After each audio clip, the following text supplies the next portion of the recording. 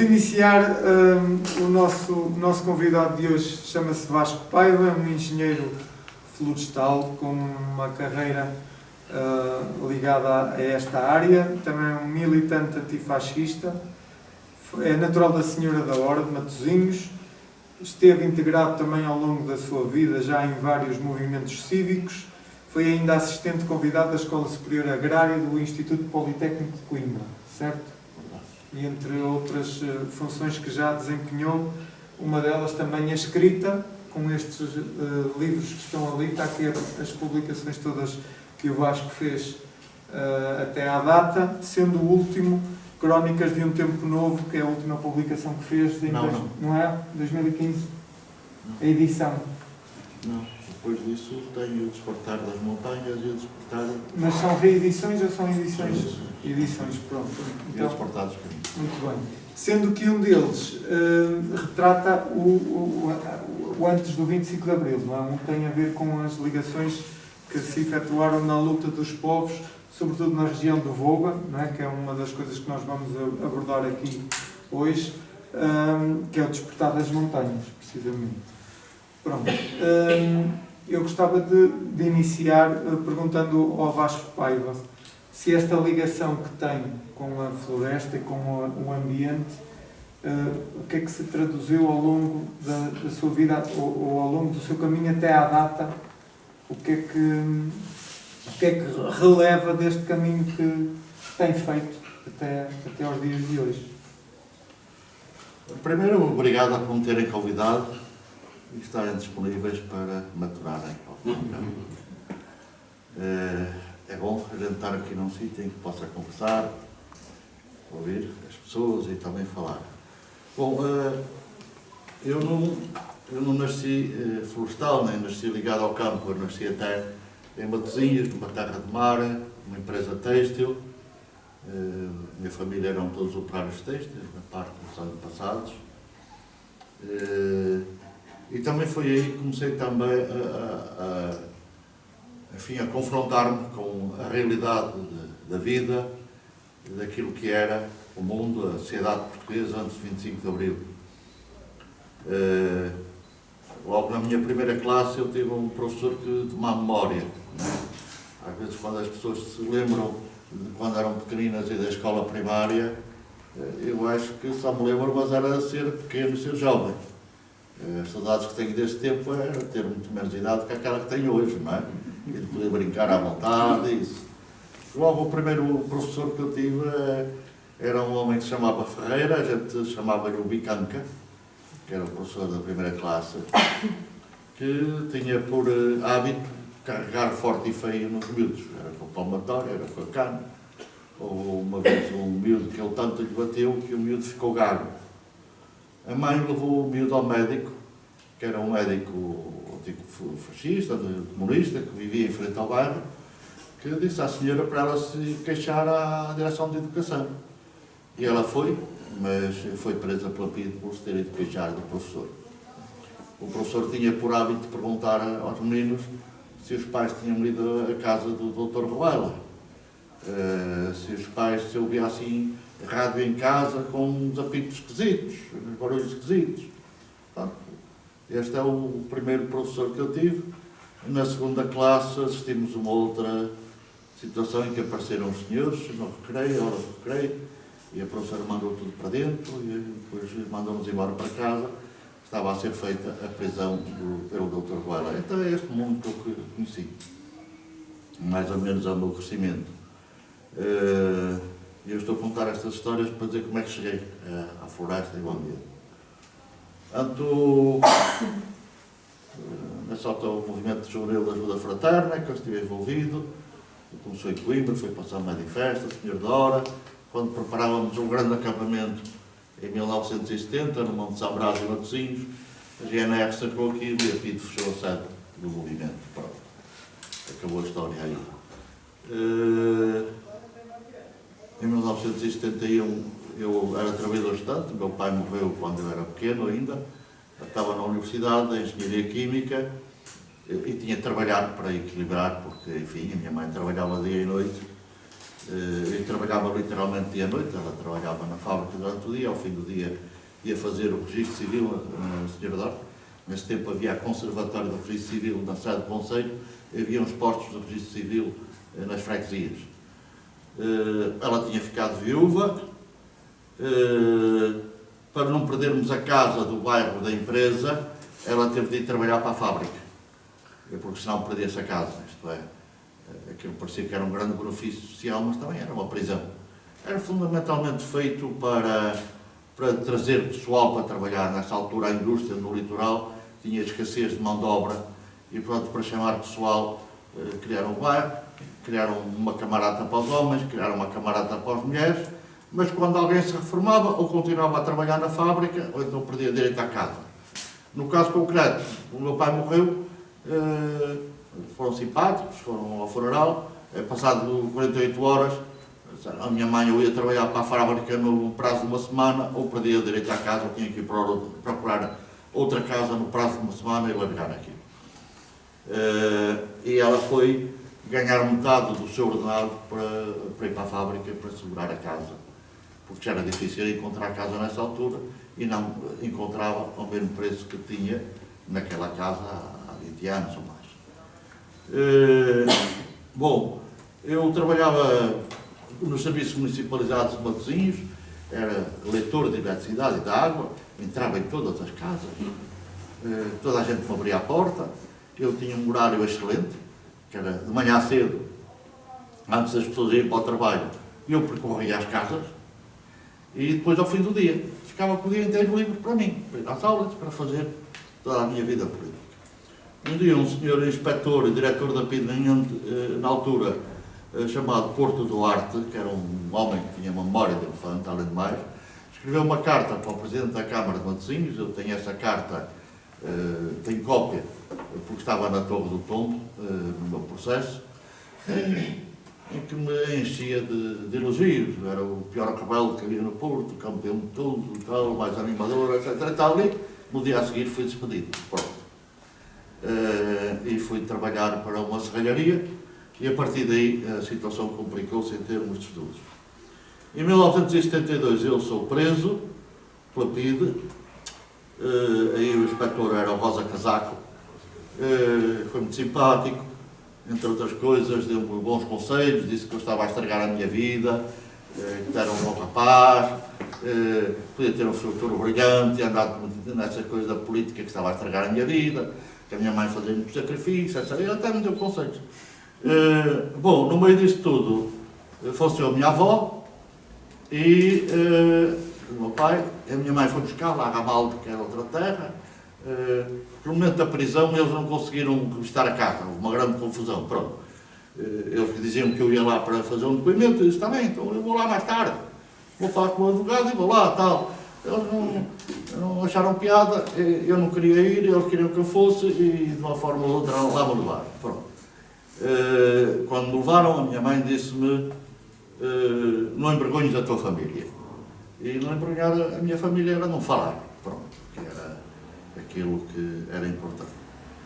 Bom, a minha avó morreu, no meio dessa confusão, mais befatada, menos befatada, eles lá me levaram, não conseguiram visitar a casa.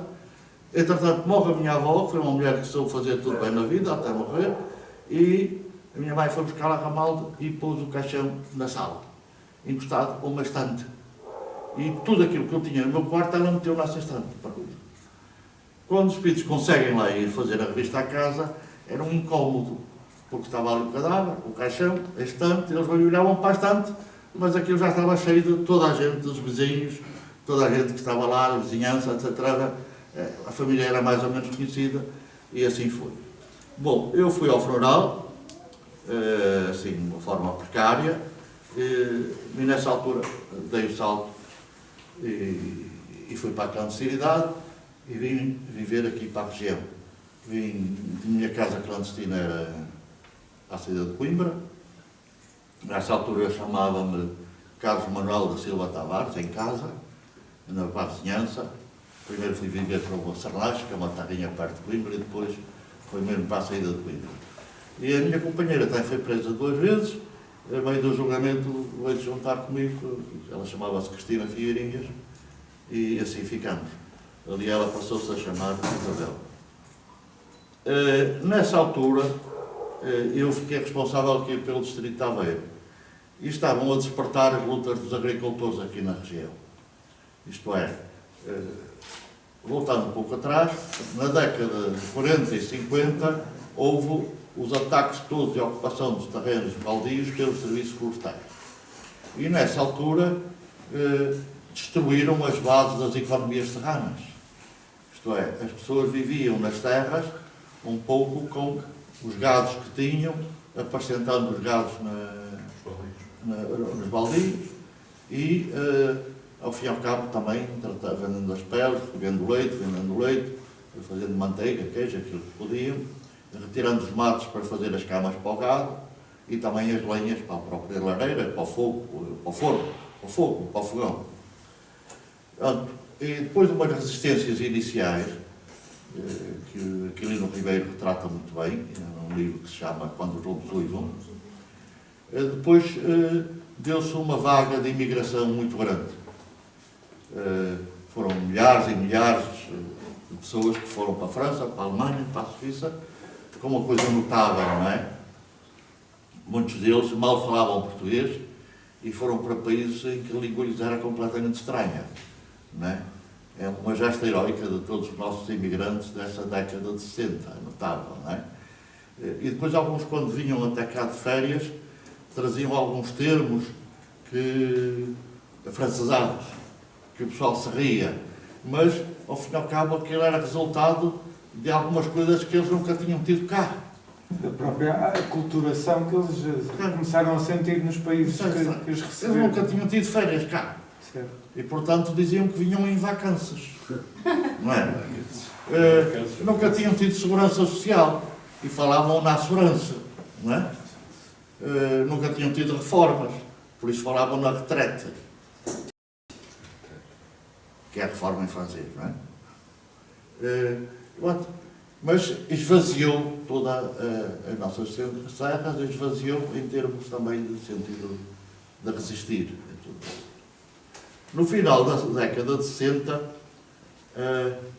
eu posso continuar? Sim, eu vou questionando, portanto... É que se me deixa falar, nunca mais Não, acaba. mas eu vou questionando se achar que Se quiser devo interromper, mas interrompa à o vontade. fio condutor está interessante. Continua.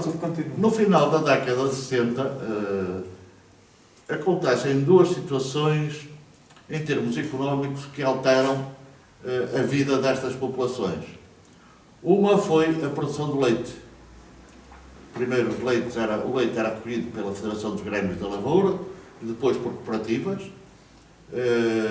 E um homem que era regente agrícola, que era de Lamego, que veio para a zona de Voga e que começa ali a criar cooperativas. São Filhos de Voga, Couto Esteves, e depois aparece aqui o professor Pato em Arouca, acho que era Pato, se não estou em erro, era o professor Pato em Arouca, e começa a nascer um movimento cooperativo que entra em competição até com a Federação dos Grêmios da Lavoura na recolha do leite.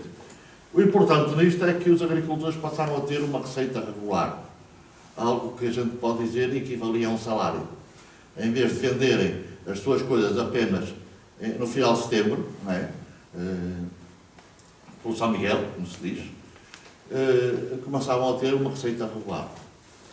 Por outro lado, um engenheiro agrónomo italiano, eu agora não me lembro do nome, mas está escrito aí no livro, vem para cá, para Portugal, e vai parar ao Caramulo com tuberculose.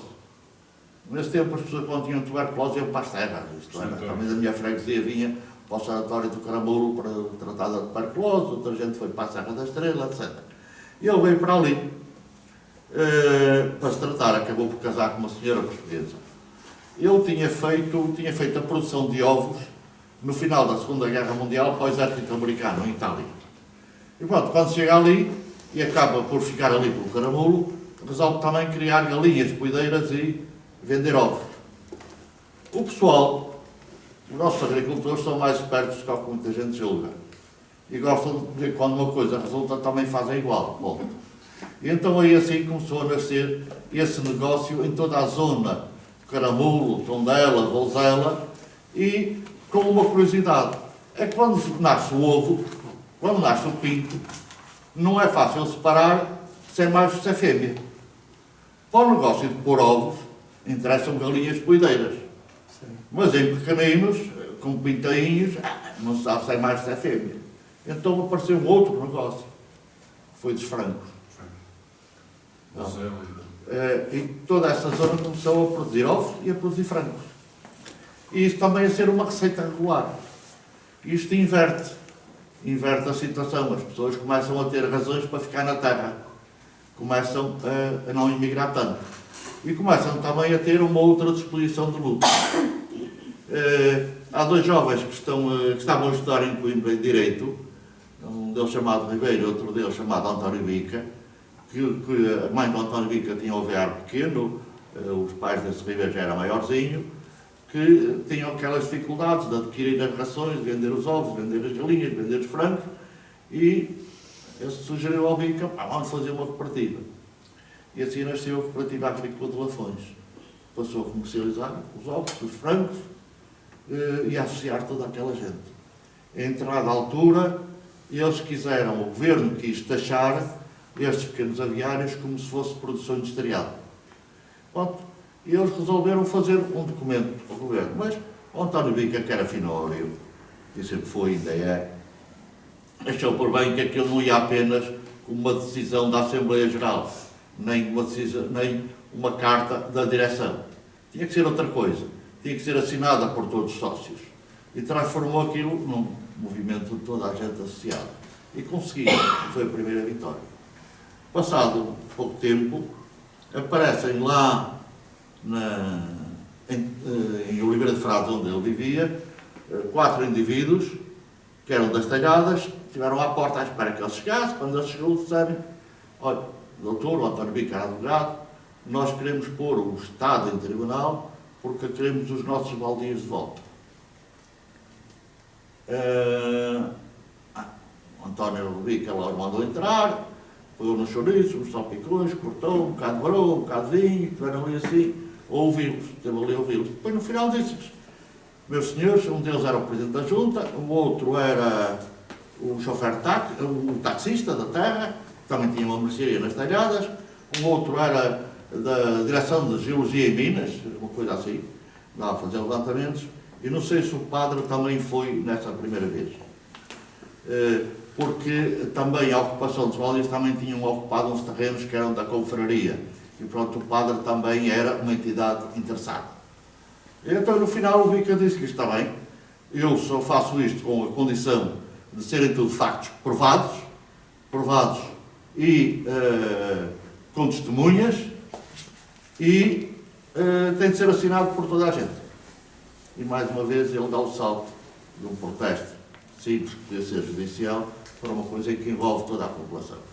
Isto é, todos os maiores de 15 anos tinham de assinar naquela terra. Quem não sabia assinar, punha o dedo ou era a assinatura de roubo. Isso depois espalhou-se. Bom, eu quando chego aqui, quando venho para a clandestinidade e venho aqui para esta região, começo-me a defrontar com essas situações. E com uma coisa curiosa, é que havia vários técnicos que eram progressistas, que eram homens com uma grande visão da vida, daquilo como se podiam transformar as coisas, e que serviam de suporte técnico a todos esses protestos. E assim eu recordo que eu comecei a ouvir achar estranho essa história dos baldios. Na minha terra, o baldio era assim um campinho pequeno, pelado, onde a gente jogava a bola. Eu sei, isto é caso para tanto protesto, não estava a perceber. Então um dia disse ao Mário Rodrigues, que andava a estudar em Direito, mas que era jornalista na Independência da Água, disse: ora, tens que me levar a conhecer esta história dos baldios. E então, um dia lá atrapámos a Água acima até ao Préstimo, estava lá o primo do Mário, que era guarda-rios, antigamente havia um guarda-rios, e que era um homem que liderava ali assim o processo. E já estava o António Bica envolvido, porque a gente depois começava a passar a palavra: então vocês aqui não fazem nada pelo vosso baldio e tal. Ali os das talhadas parece que têm um advogado jeitoso. Não dizíamos que eu conhecíamos, não queríamos queimar E ele, tem, nós não sei o nome, mas vai lá perguntar aos das talhadas como é que o homem se chama. E aquilo começou a pulverizar. E lá foi ao Presta, estava lá o primo e tal, o homem explicar aquilo que tinham feito, o abaixo assinado, um documento e tal. Eu disse, amigo, onde é que está o baldio? Oh, tudo isto está não vê. Vai por esta comiada, desta ali, aquela. E eu fiquei apaixonado por os baldios. É assim que eu chego aos problemas da terra. Como eu disse, considerou-se, por um lado, esta condição económica das pessoas já terem receitas regulares da sua vida, e uma maior fixação. E muitas vezes eram as mulheres. O homem podia estar na fábrica, mas quem era de facto a agricultura era a mulher. Era ela que tomava conta. E mesmo quando os homens iam para a França, eram as mulheres que ficavam a tomar conta das terras. Portanto, eu diria que elas é que eram as agricultoras. E conjugou-se isto também com um técnico. Já falei no Pinto Cardoso, falei no António Bica, outros que não eram técnicos, aqui na zona da Arouca, Cabreiros e Albergaria das Cabras. Agora chama-se Albergaria da Serra. Não gostaram do nome. E em Coimbra da Chestaca havia uma coisa pior. Em Piracova havia uma terra que se chamava Sampaio de Farinha Podre. Também não gostaram. Mudaram. Baniram. Bueno, passou a ser Sampaio da Serra ou uma coisa qualquer. Mas, então o padre João Rodrigues, que era aí padre, era um homem curioso, porque ele tinha uns giradiscos, tinha umas janelas que davam para os campos e tinha uns alto-falantes, e as pessoas estavam a trabalhar no campo, estavam a ouvir música. Mas às vezes não gostavam daquela música, entravam pela casa adentro e mudavam o disco a seu gosto. Portanto, era assim um homem, não era só de rezinhas e confissões. E esse homem também se meteu nessa história toda. É curioso que nos outros abaixo-assinados que existem, que ainda tem alguns, e desses protestos ao governo, normalmente aqueles que eram feitos pelo BICA tinham uma fundamentação jurídica. Esses feitos pelo padre João Rodrigues eram um bocado espirituais. Era o homem. Era mais teológico. Era espiritual, a natureza e tal, o ambiente, era assim uma coisa. E era curioso que ele, uma vez, foi ter com o António Bica e disse: vieram os guardas florestais e multaram o pessoal que estava com umas vacas lá no baldio. O que é que a gente faz? Eu vi que sempre foi um bocado atirado para a frente. Disse assim: toda a gente vai para lá com as vacas, a ver se eles multam todos. Toda a gente vai para o baldio com o gado. Bom, e os guardas florestais, tontos, multaram toda a gente.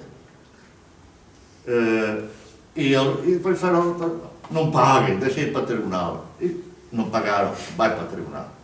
Vai para tribunal, o Bica lá falou com o homem e disse, ofereceu-se para ser advogado daquela gente.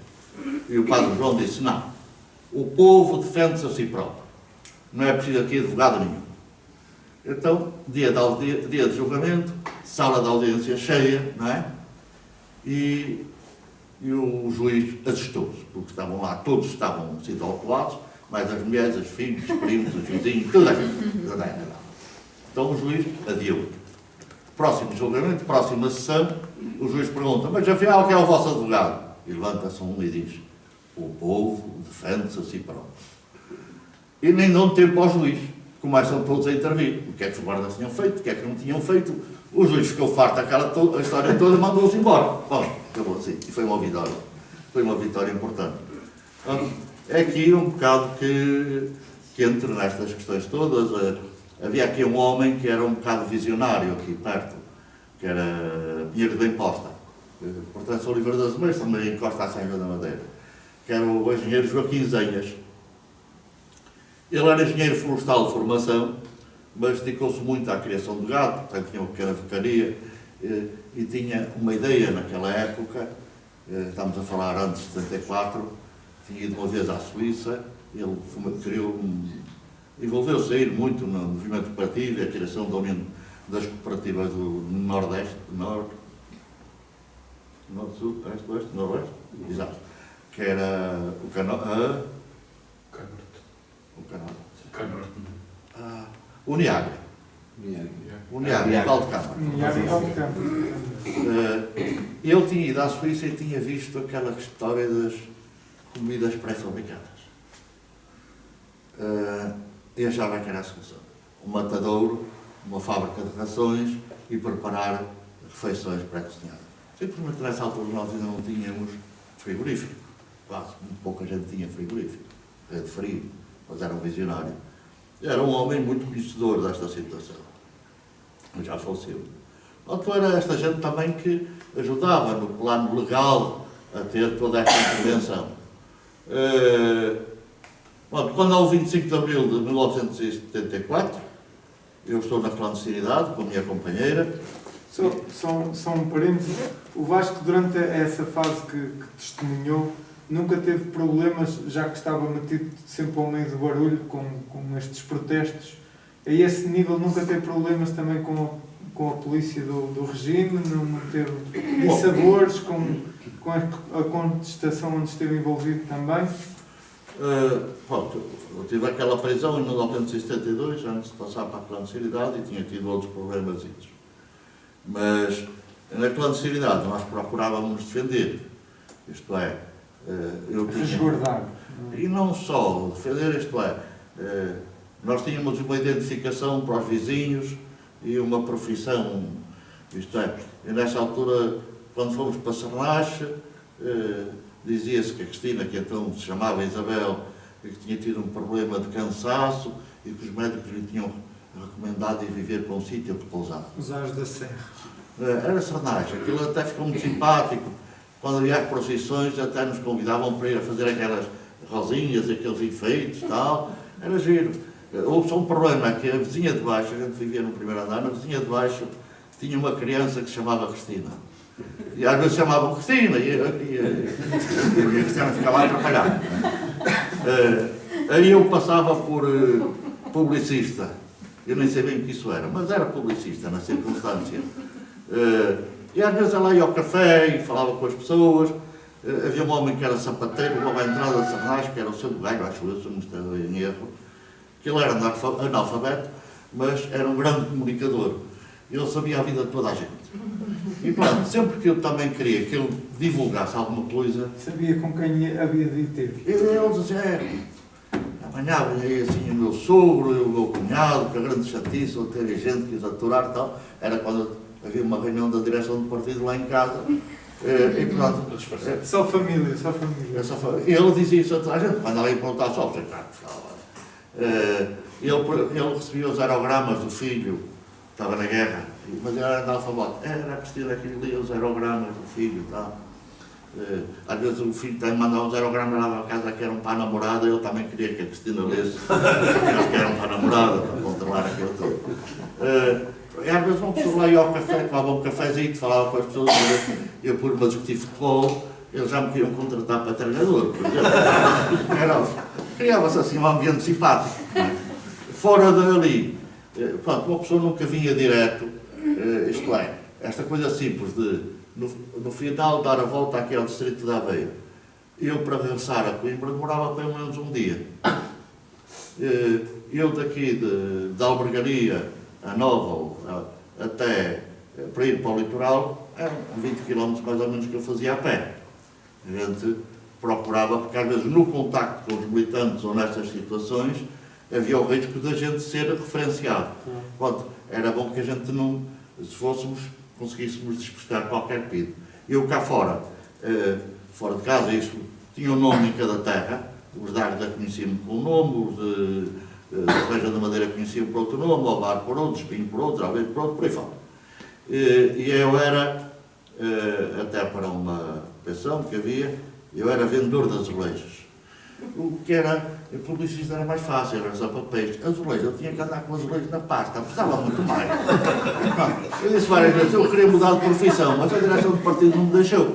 Porque aquilo era um bocado pesado, eu andava ali com os azulejos e tal. E uma vez uma coisa engraçada. Havia uma pensão, uma velhinha ali em Aveiro, que era a pensão aveirense, era uma velhinha muito bem corcunda, já coitadinha, muito velhinha, muito velhinha, muito velhinha. E ela tinha uma vantagem, é que não nos pedia identificação. E, portanto, era uma vantagem, uma pensão em que não nos pedia mulher de identidade. E a velhinha um dia disse, senhor, precisava de comprar uns azulejos para a casa do banho, não me arranjam uns baratinhos. Está bem, vou pensar nisso, deixa lá ver, depois a gente fala. E ela foi lá com a direção do partido, então lá lhe comprámos. Medi mais ou menos quanto era, lá lhe comprei os azulejos que ela precisava e ofereci. Então, mas quanto é? Minha senhora, são amostras, eu recebo muitas amostras. Pronto, eu fiquei o melhor vendedor que ali passou. A mulher tinha um carinho especial por mim, que não tinha até por outros, que ela tratava mal. Pronto, era isto de ser o vendedor de azulejos. Outra coisa que a gente fazia, desculpe lá, que era esta. Nós tínhamos de trazer a propaganda para distribuir os publicados, avanços, militantes, isso. Com frequência, a gente andava sempre à procura de embalagens vazias. Vocês estão a ver, por exemplo, aquela embalagem do Tide, do Omo, dos detergentes, não é? Eu procurava abrir aquilo com muito cuidadinho e depois meter lá os avanços todos, aquilo que era a documentação que era preciso, e voltávamos a colar. Aquilo numa pasta ou num saco. No primeiro embate, podia parecer que eram compras. E a gente andava sempre à procura desses pacotes. Uma vez vinha com um camarada, que também estava na clandestinidade, que era o António Lopes, íamos dar na dia para a mala posta, era novembro ou dezembro, mas aí era o final do... Pá, e vinhamos os dois por aí fora, dessa vez tinha sido ele que me tinha trazido a propaganda, íamos os dois por aí fora a conversar e apanhámos com a patrulha da GNR, mesmo na estrada. E já não havia nada a fazer, isto é, fugir para um lado ou para o outro, voltar para trás, dava mais nas vistas. Então lá fomos direitinhos em frente aos GNRs e eles estancam à nossa frente. Então o que é que vocês andam aqui a fazer? Nessa altura o António Lopes tinha mais experiência e tinha mais palheta do que eu fiquei um bocado para o calado e o António disse, andamos aqui assim às compras, agora para o Natal, agora vamos comprar uns espumantes, está a ver? Eu abri, olha que a gente já comprou estes pacotes todos. Pronto, está bem, boas compras, então boa sorte. Bem, eu sei que chegámos à mala posta e fomos ver um copinho cada um, a ver se a gente refrescava, porque estava a arder bastante. Eram pequenas coisas, não é? Às vezes também a vida nos corria mal. Há uma altura em que se é presa uma malta ali em Águeda, e um dos camaradas que é preso em Águeda, por descuido próprio, tinha num papel, na sua agenda, o local e a hora e a data de um encontro que ia ter comigo, que era no Furador, ali ao pé do Alvar, na Avenida Central, perto do número 120. E o que é que acontece? Ele foi preso e a PIDE apanhou-lhe aquilo. Eu não sabia que ele tinha sido preso, eu tinha sabido que havia qualquer coisa de estranho em Águeda, eu tenho um encontro casual com o António Lopes em Estarreja, e digo, não me estou a sentir nada confortável com esta história do que é que se passa em Águeda. E tenho um encontro com eles agora. Eu disse, o António, se tens outra forma de os contactar? Tenho. Havia um deles que trabalhava na Falandria, era operário metalúrgico e também corria bicicleta, no Sangueiros. E eu, às vezes, telefonava lá para a fábrica e dizia que era o treinador do António Ciclista. E eu disse, tenho, e faço isso assim. Não vais, pá. Foi a minha sorte. Porque a Pedro levou lá esse camarada e montou um esquema a partir de Alvar até o Furador para ver se apanhava um funcionário do partido. Não apanhava. Por sorte. Não foi. Mas nessas alturas teria certamente, repensava muito da sua atividade em termos políticos, daquilo que fazia, ou era uma coisa que naturalmente saberia enfrentar? Sentia algum receio daquilo que podia acontecer, uma vez que está quase numa situação de um fio da navalha, não é? Está ali numa situação que o pode levar à prisão. Eu acho que toda a gente que estava nessas circunstâncias sabia o que era o medo. Isto é, não ter medo era alguém irresponsável. Só um tonto é que não tinha medo. E aquele que não tivesse medo também não era muito de recomendar, era pouco firme, cá para nós. Agora, era a certeza de um ideal, de um objetivo. A gente costumava dizer que sabia o que ia, sabia no que estava a meter, não é? Uma prisão como funcionário do partido na clandestinidade, a tabela eram 8 anos de prisão. Pronto, era isto que nós iríamos ter. E alguns até tiveram pior, foram assassinados na rua ou assassinados na própria cadeia. Eu tive sorte, tive pouco tempo na clandestinidade, não é? Se eu sabia que ia haver o 25 de Abril, até tinha ido mais depressa, não é? Cá para mim. Mas não sabia, pronto. Mas aconteceu uma coisa, mas isto o ter medo não é defeito de ninguém, não é? Ter medo é uma coisa, a gente agora se é capaz de superar, de o enfrentar, de perceber que o deve fazer e que aquilo podia continuar, porque eu fui criado muito em entrada altura com as pessoas a dizer isto não adianta nada, só estragam as vossas vidas, porque havia vários que tinham sido presos na minha terra, não é? Mas de facto, a gente diz que no final dos anos 70, quando o Salazar cai da cadeira, pôs-se um bocado isto, ou é agora ou nunca, pronto. E há um crescimento do aumento do movimento popular, de protesto, de vários, e de outras forças políticas até aparecerem, não era apenas o Partido Comunista, o Partido Socialista, entretanto, forma a Ação Socialista Popular, e depois forma o Partido Socialista mais tarde, não é?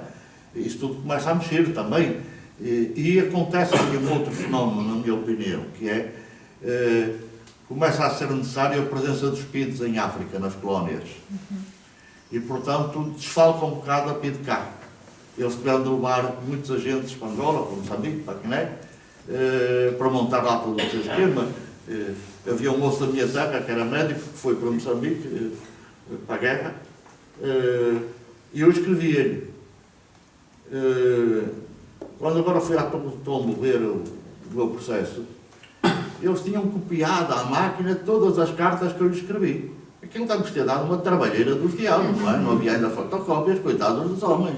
A decifrarem ali assim a minha letra e o meu linguajar, era tudo. E depois, curiosamente, eu começo a ver aquilo e vejo no meu processo coisas de Malangatana. Mas eu lá, o Malangatana também andou metido comigo, eu não sabia. O que era? O Carlos Lopes, chamava-se assim, era médico e mal chegou lá fez aquilo que eu fazia cá. Pronto, era começar logo a criar um grupo cultural, a dinamizar, como eu tinha feito na Mojafra, aquilo que eu falei.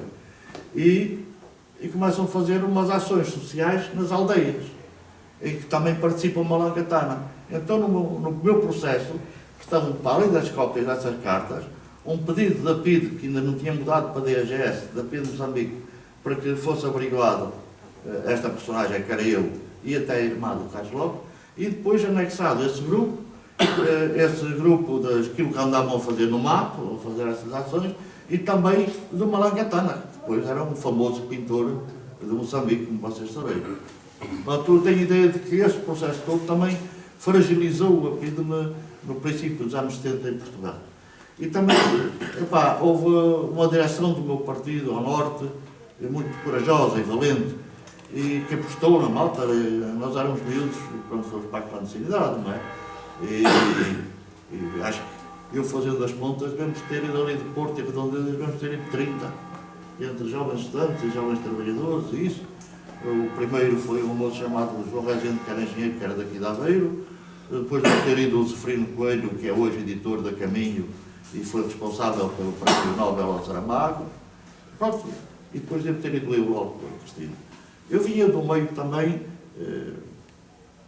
de vida dura, digamos. A minha companheira não. A minha companheira vinha de um meio social completamente diferente. A minha companheira era filha de um editor livreiro, que era o Mário Figueirinhas, que era a Livraria Figueirinhas. É capaz de ver para aí alguns livros editados por ele. Ela começa a se envolver nos movimentos católicos, começa a evoluir a sua consciência social e política, depois entra no movimento estudantil. Havia uma cooperativa livreira no Porto, ela um dia espetou-me uma pasta no rabo. Eu olhei para trás, achei piada à miúda e pronto, enfim, começámos a namorar os dois. Foi mais ou menos, se não ela ia sem pasta, se calhar eu não tinha sido. A namorada dela, até porque eu não tinha muito tempo para andar à procura de namorados, eu queria, mas era mudar o mundo rapidamente, tinha mais o que fazer. Mas voltando ao sério, a gente disse assim, havia medo e havia que o enfrentar. E havia momentos, digamos, de maior agitação. Isto é, se uma pessoa estava numa situação em que não percebia bem o que estava a passar, quando há o golpe das Caldas da Rainha, 16 de março, eu estava em Aveiro, nesse dia, a reunir com aquilo que era o comitê local. Eram 2 camaradas e fomos reunir no campo de futebol do seminário. Estava lá a ocorrer um jogo de futebol, a gente sentámos os 3 nas bancadas, num cantinho, e íamos conversando aquilo que havia a fazer. A gente às vezes procurava assim sítios, não é? Havia uns jovens também de Espinho que eu também era responsável por esse comitezinho. Uma vez disse, pá, para a próxima, vocês trazem umas canas de pesca, vamos à pesca ali para a Ria da Aveiro. E assim se combinou. Eles levaram tudo, esqueceram-se do isco. Era mais complicado. Mas o disfarce estava pronto. Então tínhamos estas pequenas coisas, não é? Havia alguns com mais habilidade que outros. Não era aquele que fosse mais habilidoso, mas procurava aprender com eles. Mas quando foi o golpe das Caldas da Rainha, 16 de março, quando a gente acaba, eles cada um foi para o seu sítio, e eu começo a dar voltas em Aveiro e começo a notar que há muita polícia. E que era estranho, que havia muita polícia na rua. É assim, caralho, o que é que se passa? Então, nesse dia, não era meu costume jantar na pensão, pelo contrário, comesse qualquer coisita, também não havia muito dinheiro para isso, mas resolvi ir para a pensão. Quando chego à pensão, está a porta da pensão fechada. E eu pergunto, e vem a senhora à janela, é o senhor! Era tal vendedor famoso dos azulejos, não é? O melhor vendedor que lá passava. E eu disse, sim, dou-lhe dormida. Está bem, pronto. Lá entrei, passa-se alguma coisa. É a situação. Depois fui para a sala e começo a ver na televisão as notícias das Caldas da Rainha. Está confusão. E a minha filha é amiga do chefe da polícia e ele avisou que vão passar ronda a todas as pensões porque andam por aí uns fugidos das Caldas da Rainha. O que é que vinha aí? Então, foi o café lá. Eu rapidamente saio, digo à senhora, pá, eu vou telefonar para a minha esposa, que eu moro lá para as Caldas, disse logo, não, saí e levei comigo o saco com toda a propaganda que tinha, estava no início da volta, tinha muito. E fui à procura de um desses camaradas desse comitê local e disse, Carlos, pá, tens que me dar dormida em tua casa e tal, lá. E ele, sim senhora. Vocês nessa altura tratavam-se todos por nomes de código, não é? Portanto, Isto é, sim. entre camaradas era usual esse tratamento. Mas eu sabia o nome deles, não é? Eles é que não sabiam o meu nome. Alguns eram inevitável, até porque muitas vezes eram figuras públicas, não é? Este caso até era um tipo que era treinador de basca, até era um homem conhecido, tal. E ele disse que sim, que me dá dormida, tal. Eu deixei logo o saco lá em casa e volto com ele à pensão para ir buscar o saco da roupa e para inventar uma desculpa à senhora, para ela não pensar que eu tinha fugido. Então lá entrei, disse à senhora, olha, a minha esposa está grávida, e está muito aflita, vou-me embora, vou já ter com ela. Ponto. E assim ela foi, tem boa sorte, aquelas coisas. Bom, quando cheguei a casa outra vez desse amigo, a esposa dele tinha aberto um dos pacotes. E foi uma desgraça. A mulher entrou em pânico e não se calava, e barrava, que é tudo preso, que é tudo mudo. Já estava a ser um filme, não é? Às 2 da manhã vim para a rua. Um amigo, às 2 da manhã, carregado de propaganda, a correr as ruas de Aveiro, com policiamento naquela noite, foi muito complicado. Foi muito complicado. Eu fui bater à porta de um homem que eu não conhecia, que era um democrata, ele trabalhava na empresa de pesca de Aveiro, chamava-se Carlos Jerónimo. Cheguei lá e disse, olha, meu amigo, eu sabia que ele era democrata, tinha um movimento democrático, disse, olha, eu chamo-me Henrique, sou de Braga, se ele me dá dormida ou eu sou preso. Eu não fiz mais perguntas, abriu uma porta. Depois, passados uns tempos, fui lá para recrutar para o partido e ele pensava que eu também vinha fugir das Caldas. Mas o que é que isto leva? Leva e vamos chegar ao 25 de Abril a partir daqui. Isto depois, na reunião seguinte do Comitê Regional das Beiras, foi discutida esta situação conspirativa e como é que havia de ser, e se voltava a contactar aquele camarada que me tinha aberto a porta às 2 da manhã, um para me pôr na rua, outro para me pôr dentro de casa. E às tantas, a gente tinha a mania de sonhar. E a gente pôs-se a sonhar, os 3 ou os 4, acho que a Costa também estava, o que é que faria se houvesse assim um golpe de Estado? Podia ser do Causa, de direita, podia ser de esquerda, tal. O que é que a gente faria? E nessa noite a gente definiu tudo aquilo que a gente ia fazer. De tal forma que no dia 25 de Abril, de manhã, Eu tinha passado a noite a imprimir os papéis, não trouxe, era para trazer. Uma espécie de umas impressoras, manuais e tal. E depois a cortar aquilo em tarjetas, o A4 e tal, eu com falta de habilidade, com o X-ato, cortei este dedo. Bom, cortar este dedo eu não podia ir ao hospital, naturalmente. Não é? E também, àquela hora, não podia bater à porta da farmacêutica. Então lá arranjei um pano, aquilo que lá tinha em casa e tal, um saco de plástico para embrulhar, e depois, aquilo como não me dava bem, eu vou-me deitar e pendurei o braço na cama, uma corda.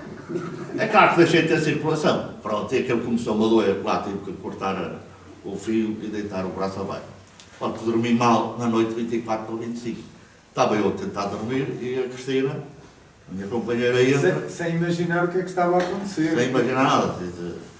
Mas nem tinha sequer, não havia nessa altura nenhum tipo de comunicação entre os pares que poderia estar iminente, não havia...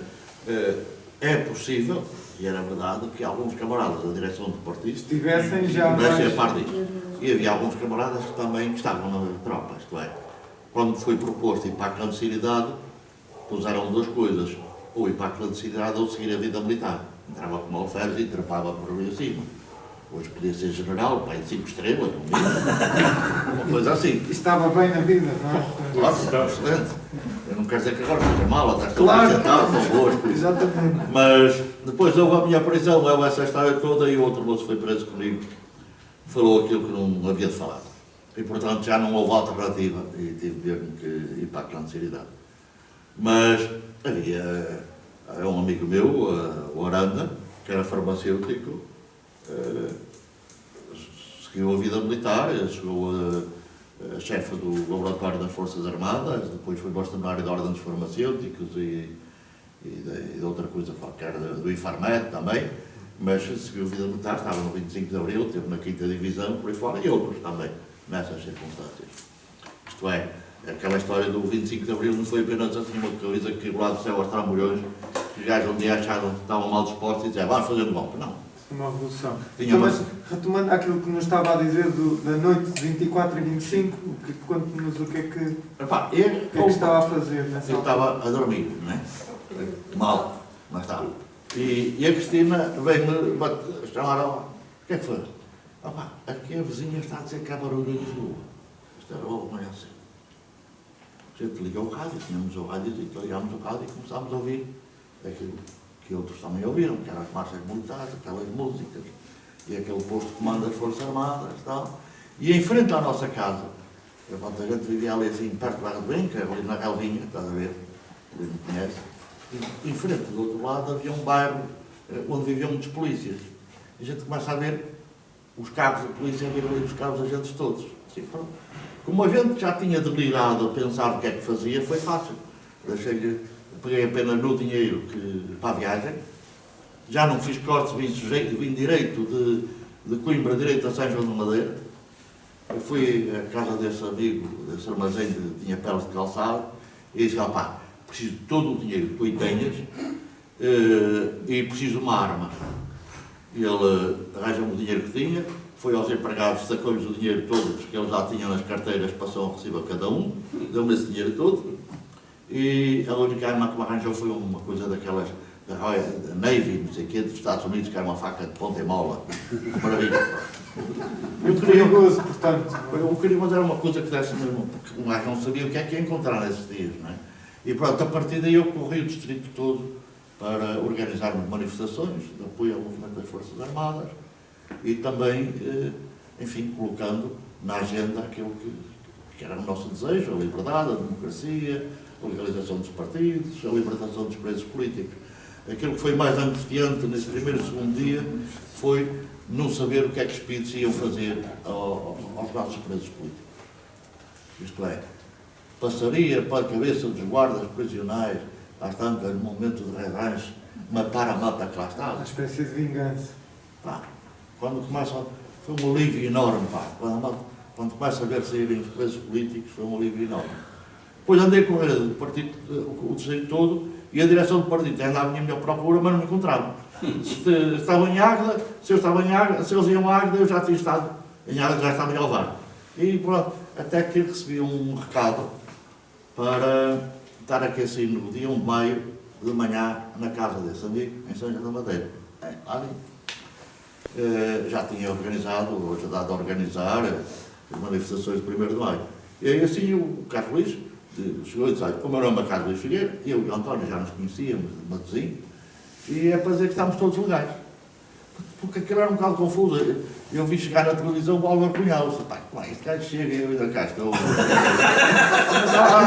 Há aqui qualquer coisa errada. Não está a trabalhar bem. Então chegou, pá, estamos legais, e pronto, eu sou fulano tal, ele já nos conhecia, nós já nos conhecíamos, eu, o António e tal, e vamos falar nas manifestações do 1º de maio. Quem tinha trazido o António para essa reunião era um amigo, um camarada, que era médico, que era o Zé Leite, cunhado do Adriano Correia de Oliveira. O Zé Leite ia levá-lo para Coimbra, então levou-me para Águeda. E ele disse, vamos falar no 1º de maio. O António foi para Coimbra falar, eu fui a Águeda e depois fui a Aveiro. No outro dia, uma senhora jornalista pediu-me um depoimento a mim e ao Dr. Neto Brandão, porque falámos no 1º de maio em Aveiro.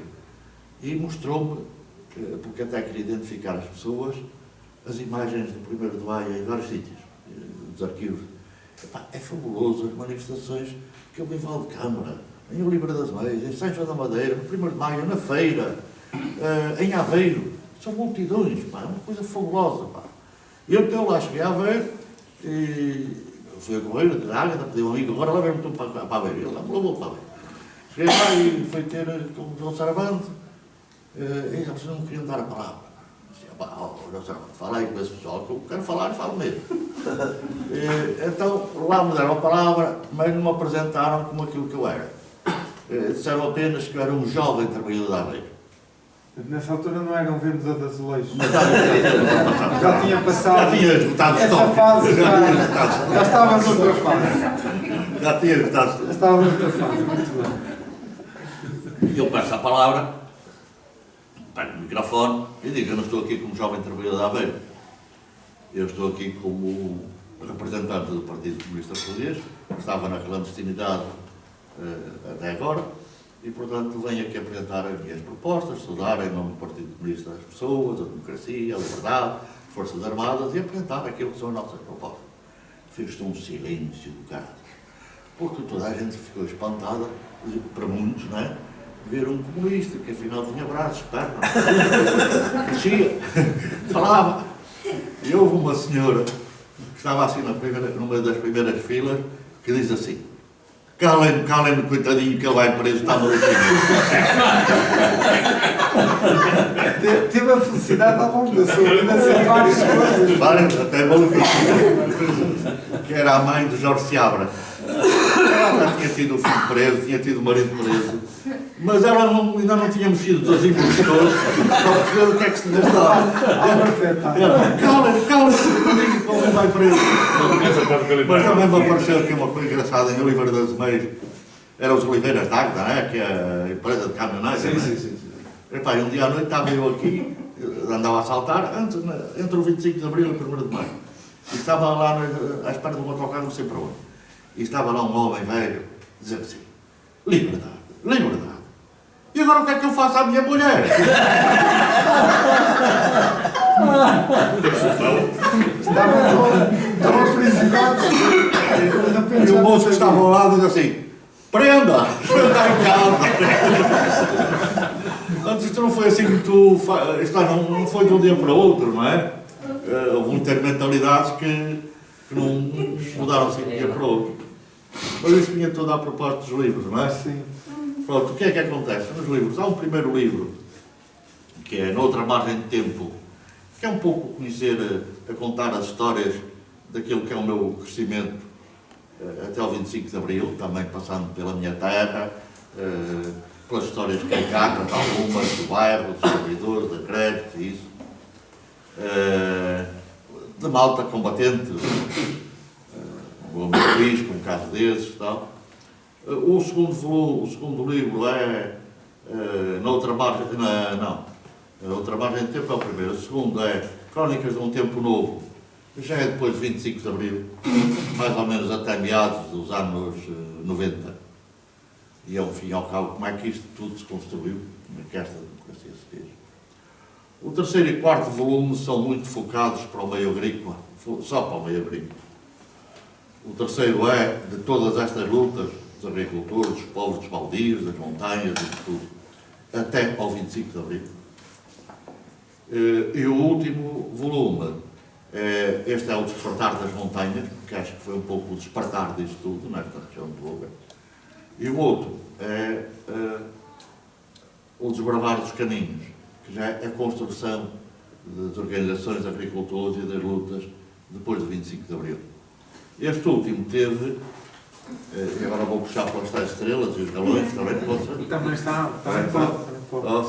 Este último teve o Prémio de História 2023 da Academia de Ciências de Lisboa. Pronto, fiquei todo vaidoso. Já ficou no patamar superior. Pronto, e depois, quando fui para Vila Real, em 87, 88, pedi o ingresso na universidade, fiz o curso que então me interessava, que era a Engenharia Florestal.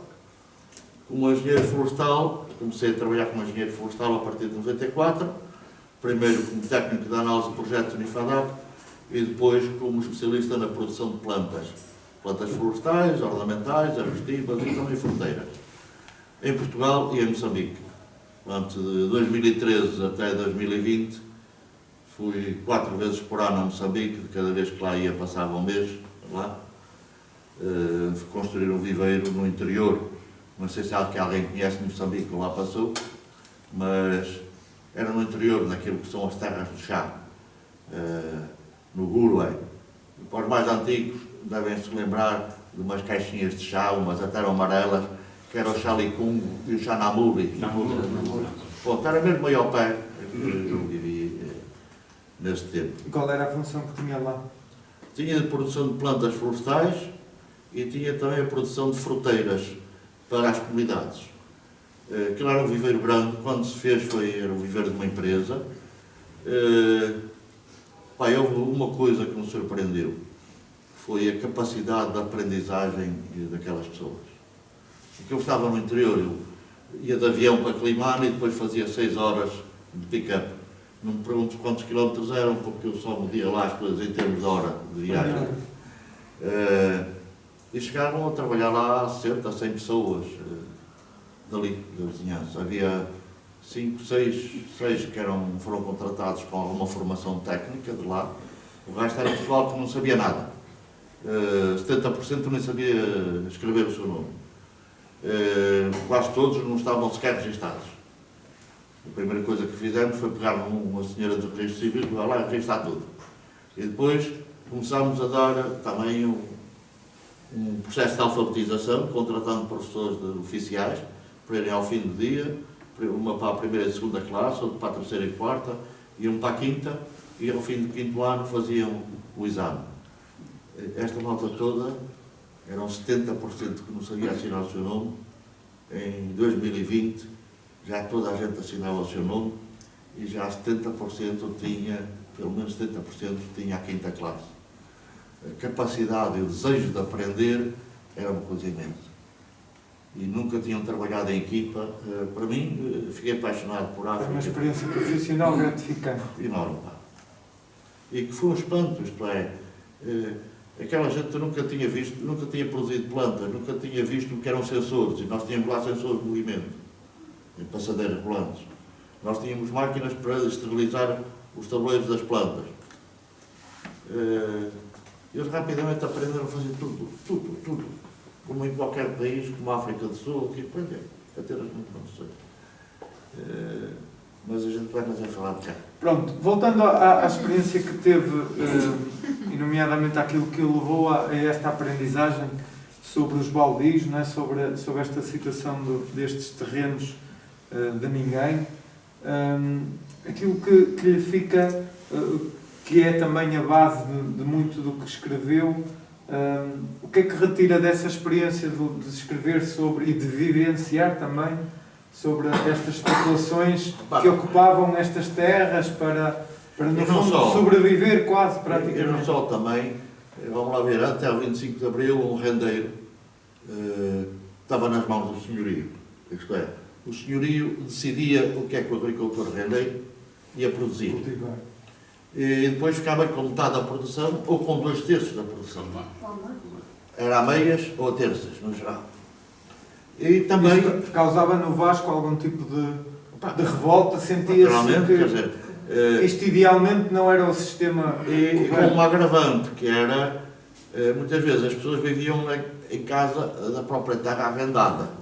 Quando se fossem expulsos da terra, também eram expulsos de casa. Quando estavam sujeitos a tudo. Sai uma lei do arrendamento rural e essa lei do arrendamento rural, antes do quarto, quinto governo, por aí, 75, traz a necessidade de contratos por escrito, fixação de rendas em dinheiro conforme tabelas, e nasce um movimento de agricultores rendeiros do Norte e depois das Beiras, que tiveram técnicos, quadros a apoiar, isto é, Alcina, que era a companheira daqui do Lino Zé, foi uma advogada famosa do movimento de agricultores rendeiros. Bom, ela acabava por ajudar os rendeiros no estabelecimento dos contratos e também nas polémicas que havia em tribunal, e ao fim e ao cabo também ajudava a organizar. E depois os agricultores usavam da palavra e passavam a falar dos seus problemas. E quando são os agricultores a falar, até falam melhor do que aquele que não é agricultor, porque falam com as coisas que conhecem. Eu uma vez fui para a Eireira, que é ali perto de Monte Moro Velho, falar o problema das cheias. Eu queria falar das cheias a pensar no Mondeiro, que aquela aldeia ficava isolada. Depois, quando me calei, um homem que disse: "Oh, homem", virou-se para mim: "Homem, a gente quer é vê-las cheias." Eu disse: "O quê?" E ele queria falar em vacas. As vacas que ser cheias, que era para ter vitelos. Eu estava a falar de cheias de Mondeiro, eu estava a falar de cheias das vacas. O português. Houve um amigo que também numa dessas coisas achou que queria também falar uma linguagem simples e terminou-se aqui: "Agora vamos aqui definir os caminhos de luta." E levanta só: "Oh, senhor, os caminhos estão todos rotos, é todo lado."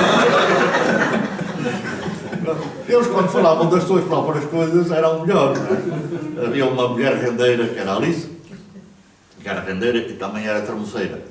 A Alice tinha cá uma língua. E depois, as próprias mulheres, quando viam uma mulher na mesa, também soltavam muito mais. E aquilo foi a construção de levar a que as pessoas se juntassem, se organizassem. Mas isso não foi fácil, isso não foi fácil. Em Águeda, o filho de um senhorio, que por acaso era padre, o padre era o filho, não era o pai, naturalmente, embora às vezes haja filhos de padre, mas naquele caso era o filho, que vai com um subgrupo de matelões, invadem o terreno, de uma carga de porrada no rendeiro que se tinha atrevido a exigir um contrato por escrito. Aqui assim também no Conselho da Feira houve vários casos de destruição da produção agrícola de rendeiros por senhorios que eram um desagrado. Não foi fácil, não foi tudo tranquilo, não é? Há um rendeiro ali em Lousada que lhe puseram uma bomba em casa, não é? A violência também chegou aí. E pronto, e houve padres progressistas, como eu falei no padre João Rodrigues, o padre Joaquim de Codal também Valdecâmara, não? Que eram homens progressistas com uma visão em que... E que tinham certamente uma função muito importante porque estávamos em regiões muito pouco escolarizadas, não é? Portanto, aí tem uma função importantíssima. E não tratavam apenas da alma, também tratavam do físico das pessoas, não é? Da sua vida, do seu trabalho, etc. Mas havia outros que eram uns passarões. Havia padres reacionários, maus, e que faziam um comício por semana, no mínimo, não é? Durante a homilia. Era um comíciozinho. Está a ver um partido que tenha um funcionário por freguesia ou por aldeia. Isso é uma coisa fabulosa, não é? Aquilo era assim. E depois passou-se uma coisa que é complexa e marcante no nosso país, que é o fim da Guerra Mundial, que foi bom para todos, mas também criou perturbação para alguma gente que lá estava a viver. Alguns ficaram, e ficaram bem, ainda agora nas idas a Moçambique eu conheci muita gente que lá ficou e foram importantíssimos. Mas houve também alguns que vieram com dificuldades e também tinham perdido privilégios. Porque nas colónias vivia-se bem, no geral, com muita comodidade, com muito conforto. Isto é, facilmente tinham 2 criados, um para tratar dos meninos, outro para tratar das casas, que só gente muito fina é que podia, não é? E quando voltam, esta gente não tinha vivido o 25 de Abril. E pronto, têm uma atividade muitas vezes má, reacionária. E vão sobretudo para o interior.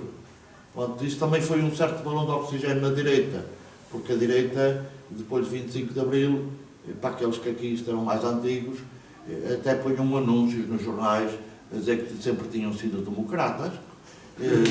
Alguns até a atestar que não eram agentes da PIDE, que era uma confusão. Até havia um que era João não sei quantos, que tinha um restaurante aqui, que também, João Padeiro, também pôs o lembro desse, era João Padeiro. Pôs um edital, uma coisa nos jornais, a dizer que nem pensar, eu não homem e tal. E alguns se calhar até eram inocentes, não é? Mas às vezes o justo paga pelo pecador, como se diz na minha terra. Mas tudo virou, repentinamente tudo virou. Isto é, houve uma grande adesão do povo, é fantástico a gente ver estas manifestações, estes filmes das manifestações de 1º de Maio de 74, é fantástico. E a alegria. Isto era um povo muito triste. Eu lembro-me que em 72 fui a França e vim num instante, assalto, fui a França encontrar com os dirigentes do partido, fui e vim, e poucos dias, nem uma semana em Paris, e achava aquilo tudo muito lindo. As pessoas bonitas, as pessoas alegres, vestidas com cores alegres. Aqui não. A imagem do preto e branco e do país a cores. Aqui era tudo muito cinzento, muito triste, não é? Muita fatalidade, as pessoas aceitavam as fatalidades, não é? Aceitavam como não havia nada a fazer, pronto. E a gente quando viu as imagens do 1º de Maio de 74, isso, é cá uma alegria do Arco da Velha. Então miúdos, crianças, jovens, eu comecei a ver aqueles filmes, aquelas fotografias, à volta dos palcos, quantidade de canalhada impressionante, a quererem ouvir tudo, a perceber tudo, a esticar a cabeça, fantástico. E depois o improviso, as pessoas colocarem faixas, isso. Hoje agora houve uma consulta recente e curiosamente deu isto, sobre o significado de 25 de Abril. E hoje há maior adesão ao significado de 25 de Abril do que havia há 20 anos atrás.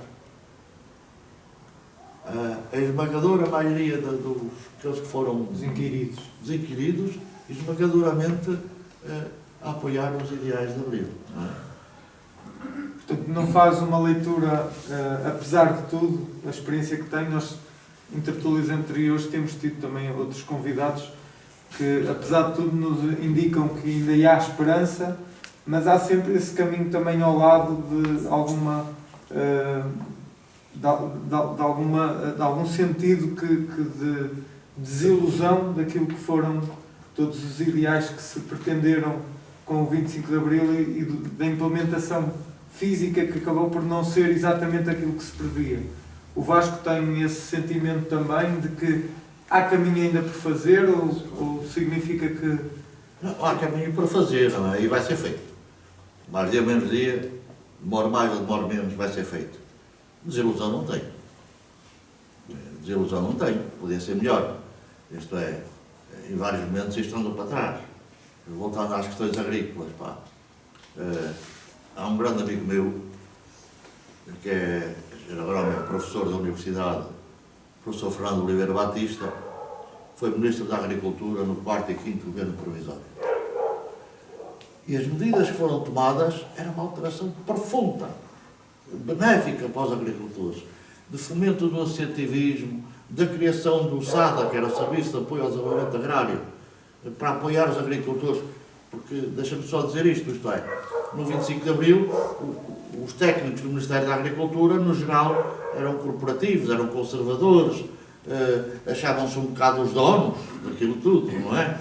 Tratavam um bocado mal às vezes quem fosse bater à porta a fazer uma pergunta. E então o Oliveira Batista, Ministro da Agricultura, fomenta a criação do Serviço de Apoio ao Desenvolvimento Agrário, com técnicos licenciados saídos da Universidade, sem vícios, com outro grau de abertura. E também foram importantes nesta organização associativa dos agricultores. Depois, o 5 de novembro, o 6º governo provisório, primeiras eleições, primeiro governo constitucional, a CAP, latifundários e companhia. Lopes Cardoso ainda se manteve em linhas coerentes, mas a CAP também não gostou dele, apesar de tudo, apesar de ele ser do PS. Veio o António Barreto e destruiu isto tudo. Destruiu tudo, pá. Tudo aquilo que tinha sido avanço, ele destruiu o Serviço de Apoio ao Desenvolvimento Agrário. Nós hoje não temos extensão rural. Hoje não vemos os técnicos do Ministério da Agricultura a andar no campo. E se calhar, se fossem para o campo hoje, eram capazes de ir às neiras. Porque eu vi até na minha profissão que aqueles colegas que tinham ido para os serviços, coitados, não desenvolveram o conhecer, o pegar na terra. Ultrapassados pela burocracia. Exato, pá. A gente chega a um bocado de terra, põe um bocado de água e mexe com as mãos e vê, isto tem argila, pá. É barro. Mas isso sabem fazer, muitos. Coitados. Ficaram a fazer relatórios disso e tal. Infelizmente, para eles. A visão que o Vasco tem hoje em dia do estado atual da agricultura e das florestas é essa de alguma falta de iniciativa. E pior, a entrada para a União Europeia estragou muito a nossa agricultura. Houve 400.000 explorações agrícolas que desapareceram. Nós tínhamos, por exemplo, só para dar um exemplo, nós tínhamos variedades de fruta muito interessantes, saborosas, cheirosas, com um paladar fantástico. E depois vieram as imposições todas da União Europeia, aquelas frutas todas calibradas, bonitinhas, rosadinhas, golda, não sei mais, não sei o quê. E que depois, se vão para o frigorífico, é uma desgraça. 2 dias de frigorífico, tiras as frutas e elas começam a ficar enrugadas, pretas, escuras, etc. A gente antigamente tinha, por exemplo, aqui uma fruta que era bravo de esmolfe, não é?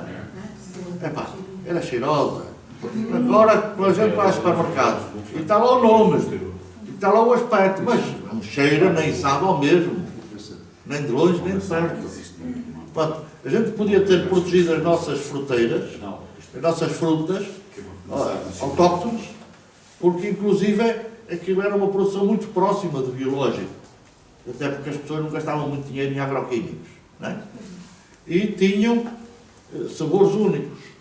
Há um colega meu, que é o Raul Rodrigues, que está em Ponte de Lima, é professor na Escola Superior Agrária de Ponte de Lima, que está a fazer um pomar a tentar recuperar todas estas fruteiras nativas. Setúbal tinha uma maçã fabulosa, que era escadinha. Era uma maçã fabulosa. Tudo isso, praticamente, e havia uma que tinha umas manchas de azeite. Tudo isto desapareceu, pá. E a gente vai ao supermercado, agora encontra Royal Gala. De onde é que vem o diabo da Royal Gala? Da África do Sul, meus senhores. Então, a pegada ecológica. É verdade, muita importação. O que é a pegada ecológica? Então a gente fala em ecologia como é? Só garganta? Só uma que eu gosto, é grande. Mas é isto, a gente vê na quantidade de fruta que vem do Chile, o mercado mundial, não é? Hoje em dia temos acesso. Matou a nossa produção. Quando a gente esteve na pandemia, lá que os caminhões continuaram a circular. Porque senão tínhamos ficado sem comida, ponto. Que foi se calhar uma das aprendizagens que a Europa também acabou por ter, não é? Essa ideia de estar muito dependente do mercado externo. Este é o problema. Depois o pessoal começa a não ter vida para ficar na... Desculpem lá se eu vou ser mau para algumas pessoas. Mas a visão das florestas, há aqueles que são urbanos, não é? Entre aspas. Peço desculpa se ofendo alguém antecipadamente, não me batam, que olham para a floresta assim, uma coisa bonita, não é? Os passarinhos, um tipo de uma flauta a passear pelo meio das florestas. Pronto. Mas isso é só aquela visão urbana. A visão de quem lá está, as pessoas querem ter rendimento daquilo. As pessoas querem rendimento. E não há mal nenhum em cortar. O resto seria natural que assim fosse. Esta madeira é de mesa. Esta mesa é de madeira, não é? A árvore fixou o carbono. Fixa no tronco. Quando se corta, o carbono está cá mesmo. Isto é de madeira, eu estou a enganar alguém. É contraplacado. É madeira. Exatamente. Não parta com nada. Mas a história é esta. Quer dizer, continua aqui. A função dela continua. Desde que se replantem, É um derivado. É assim que Exatamente. é um produto. Desde que se faça essa replantação, as pessoas têm que ter lucro. E digamos, já sei, agora depois de outra altura eram as cabras tapadoras. Muito bem. Os fogos, a maior parte deles, correm com maior intensidade em mato. Aquilo que é carga combustível, assim, de maior formato. E as cabras são a motorroçadora mais eficaz. Porque comem, não precisam de levar gasóleo, cagam, estrumam. Exatamente. Pronto, ainda dão cabritos. São essenciais no ecossistema, não é? Porque Dão acabam- cabritos, podem dar leite, queijo, etc. E tal. Mas é preciso alguém que cuide delas. Claro. E quem, para cuidar delas, não pode ser um escravo. Tem que ser bem remunerado. Nem pode ser um maluquinho da aldeia que não tem nada a fazer, que vai tomar conta das cabras. Que é muita ideia que nós também temos, não é? A ideia de que quem é uma pessoa com pouca escolarização, portanto... Às vezes, não é? Então, eu estive 6 anos em Vila Real, quando regressei a Coimbra e depois foi dar, uma vez cheguei à Serra da Lousa e de repente parei a ver os projetos, parei e fiquei estarrecido. Estava uma moça, loira, de longos cabelos, a ler um livro e com um rebanho à sua volta. E eu pensei, estou aqui na Heidi ou... Estou a fazer algum filme. Estou a fazer algum filme. A realizar. A malta dos países nórdicos diz que se vieram meter para ali para as terras e alguns fazem isso, podem fazer outras coisas. Bom. Mas a gente diz assim, pá, isto tem que ter rendimento. E o cabrito que come aqueles matos nas montanhas tem que ter melhor preço em termos de venda. E tem que haver uma gastronomia associada. Isto é, tem que ser cabrito do monte, não levou caçando, comeu os matos. E com os bois a mesma coisa, e as vacas, o maranês, o irandês, o arauquês, a galega, tudo isso. Mas a gente para criar uma vaca maranesa ou arauquês ou o quê, ao fim de não sei quantos anos, já tem 60 quilos. É cheias? Hã? Cheias. Diga? Cheias. Fez. Mas se for uma raça que é Lamborghini, nome, ou outra que é par da Suíça, ao mesmo tempo que aquele homem está a fazer 60 quilos e vai vender 60 quilos de carne, o outro vai estar a vender 400. Muito mais rápido, se calhar. Ou não seja ao mesmo tempo. Quer dizer, assim, todos assim, não, mas eu gosto de fazer pouquinho. Não. Pronto, isto só se conserva, se cria, se mantém, se esta carne tiver melhor preço que a outra. E aí o Vasco acha que a Europa tem falhado na proteção dessas, muitas dessas raças autóctones também? Pá, E desse- Nas vacas deles. opa, a Europa tem feito a proteção dos negócios e dos agronegócios. E depois às vezes dá-lhes assim uns assombros. Agora os agricultores protestaram, não sei o quê, disseram que a redução dos agroquímicos para metade ou quê. Não é? Uma decisão, depois voltaram atrás. Não pode ser assim. Não é por decreto. Diz assim, uma vinha. Se puser uma roseira à entrada das carreiras de vinha, Vai ver. É? Por causa das pragas. o milho e o ídio nota-se primeiro na roseira do que na vinha. Então, nessa altura, eu estou a encurtar a janela de tratamentos. Só quando aparecer na roseira é que eu vou tratar da vinha. Então, eu estou a reduzir a utilização de pesticidas. Claro. Mas isto não pode ser por decreto. Isto tem que haver técnicos no campo a explicar isto às pessoas. E as pessoas têm de ver, porque ninguém é maluco. Os agricultores não são malucos. E aprendem. Se virem como é que as coisas resultam melhor, eles fazem. Agora aquela gente é tudo por decreto. Pronto, acabou. Isto é, agora é as energias alternativas. Desculpem lá, sabem se ofende comigo com isto. Opa, em alguns casos, eu perguntei muitas vezes a colegas meus que andavam na recolha de terras para as eólicas, eu perguntei, opa, quanta energia é que se gasta em produzir uma eólica, fabricá-la, levá-la para o monte, montá-la e ligá-la à rede? Quanto é que isto é em quilowatts? Qual é a quantidade de quilowatts que essa eólica vai produzir durante 20 anos, que é o seu tempo de vida útil. E ninguém me responde isto. Respondem-me todos em euros. Isto não compensa. Eu disse, não estou a falar em dinheiro. Estou a falar em termos de energia. Ela só é alternativa se ela produzir mais do que consumir. Bom. E depois agora com as fotovoltaicas. Eu não sei se vocês já viram, eu já vi vários sítios de instalação de parques fotovoltaicos. Que é uma desgraça, não fica nada por baixo. Em termos de paisagem, é um espelho que lisifica o dor. Por baixo o sol não vai produzir nada. E se aquilo pretende reduzir e ser mais eficiente em termos ecológicos, todas as funções de fixação do carbono do solo desaparecem com aquilo tapado. Numa freguesia ali ao pé de Coimbra, em Antezede, a colocação dessas placas fotovoltaicas levou à escorrência de água e enxurradas por aí fora. Portanto, aquilo fica sem nada. Querem pôr fotovoltaicas em cima dos prédios? Acho bem. Querem pôr em cima das fábricas? Acho bem. Em cima dos armazéns? Muito bem. Agora no sol? Nunca.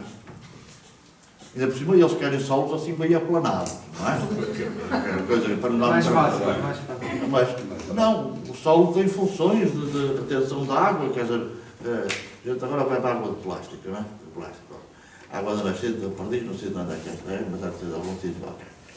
Mas a água que chega à torneira de cada um, a gente paga a água, paga a distribuição, não é?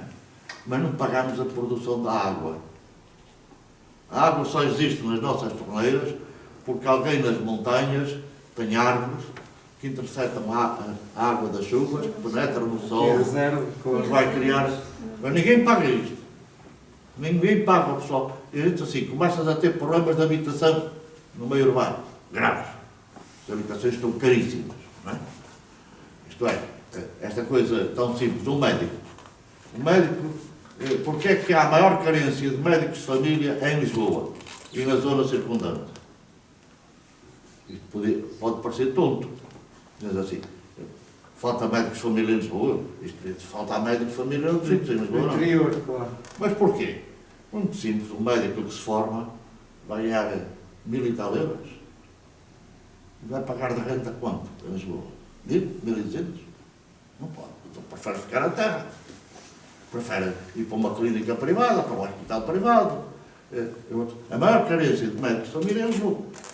Portanto, o problema da habitação começa a ser gravíssimo. Acaba por ser um problema circular, não é? Que depois acaba por ter outras implicações. Com os professores acontece o mesmo.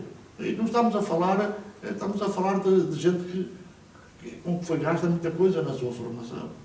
E depois investiu, não é? Depois investiu, pá. E a gente assim, tens uma sobrecarga de especulação, de alojamentos locais, de estrangeiros que vêm para aí, não é de estrangeiros que vêm trabalhar, é aqueles gajos que compram isto e tal.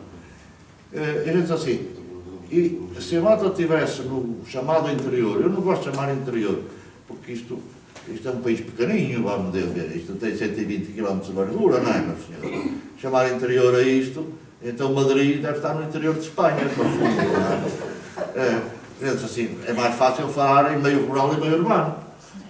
Sei lá, a 20 km de Lisboa ou de Coimbra já é rural, já será interior, valha-me Deus, não é?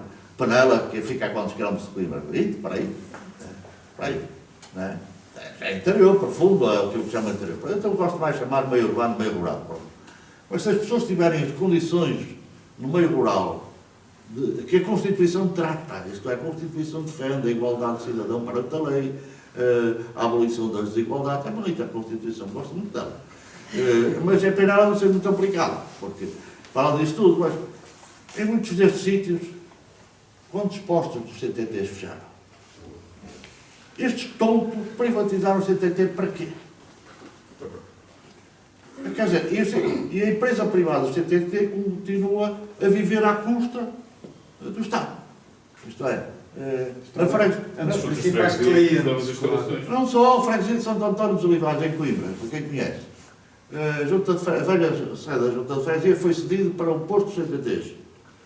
A Junta recebe 1000 euros por mês dos CTTs. E tem de gastar 4000 euros por mês para aquilo funcionar. Está aqui um presidente de junta que deve dizer quase o mesmo. Embora não nos mesmos valores, mas... Isto foi-me dito pelo presidente da Junta de Freguesia de Santo António de Olivagem, em Assembleia de Freguesia. Pronto, sim. Sim, isso é transversal ao país. Aliás, instalações e não só. E na maioria dos casos tem que ainda ter o funcionário a pagar. É o Estado a dar renda... Mas é o funcionário a pagar porque ele sabe... Ele ajuda a freguesia. É o Estado a rentabilizar o privado, não é? Oh, Consegue sim. um bocadinho... Tudo, vamos lá, houve aí um senhor que uma vez... Um senhor que há muito tempo que disse que se privatizava a Galp e depois ia ver ser uma maravilha, que era a competição das gasolineiras, e aquilo baixava, que era uma graça. Vai ter o caralho. Pronto. São estas coisas que às vezes nos irritam um bocadinho, mas depois pronto. Mas o que é que eu digo? Se no meio rural as pessoas tivessem acesso aos CTTs, porque eles vão fechando os postos, não é? Transformaram aquilo num banco. Pronto. Se tivessem acesso à saúde, acesso à educação, acesso aos tribunais, a gente começa a ver as escolas a fechar no meio rural. Não é? Então, se calhar, e houvesse atividade económica, e houvesse rentabilidade na vida das pessoas, provavelmente muita gente regressava ao meio rural. E regressava às suas terras. A gente diz assim, as pessoas querem árvores, mas a gente diz assim, está bem, mas é preciso depois haver a transformação das árvores. Aqui só há transformação industrial para o pinheiro e para o eucalipto. Para as outras espécies não há. Os móveis que são feitos na zona de Paços de Ferreira, isto tudo, cerca de 90% é madeira importada.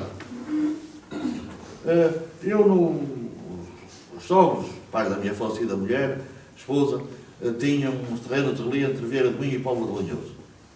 Eu, uma vez, conforme eles desejavam, tratei de plantar árvores lá. Plantei castanheiros, carvalhos e nogueiras. Pronto. E havia uns carvalhos na bordadura, grandes. Pronto, era preciso cortá-los para não ensombrarem aqueles que estavam no interior. O único comprador para aquela madeira de carvalho, e eram árvores com dezenas e dezenas de anos, era madeira nobre, o único comprador foi para a lenha, que é o fim menos nobre. Mas hoje é o melhor negócio, é a lenha. Isto é um disparate, um país não pode viver assim. Vamos assim, tem amargura? Tem, mas também tem uma coisa, que é a vontade de continuar a transformar e chatear. Posso não transformar, mas chatear, chateio. Não é verdade? Pelo menos deixa ficar essa indicação. Eu, antes de terminar de passarmos ali também a palavra para o público, gostaria, já que abordamos também a questão das florestas, e é um tema que, recorrente, pelo menos todos os anos na altura dos fogos, nós acabamos todos por ter esse debate público. Qual é a opinião do Vasco acerca dos eucaliptos, da plantação, deste negócio à volta do eucalipto? Vamos lá ver, os fogos têm sobretudo ocorrido em matos. E grandes fogos têm ocorrido até em zonas em que não há eucaliptos. O Pinhal de Leiria tinha pinheiros. A Serra da Estrela não tinha eucalipto nenhum. Então, percebe esta demonização do eucalipto ou acha que é exagerado? Eu acho que, uma vez, um colega meu, que era diretor da floresta, nessa altura, que tinha havido um grande fogo ali na Serra da Boa Viagem. Não sei se vocês conhecem, a norte da Figueira da Foz, ali assim. Isto é a princípio dos anos da década de 90.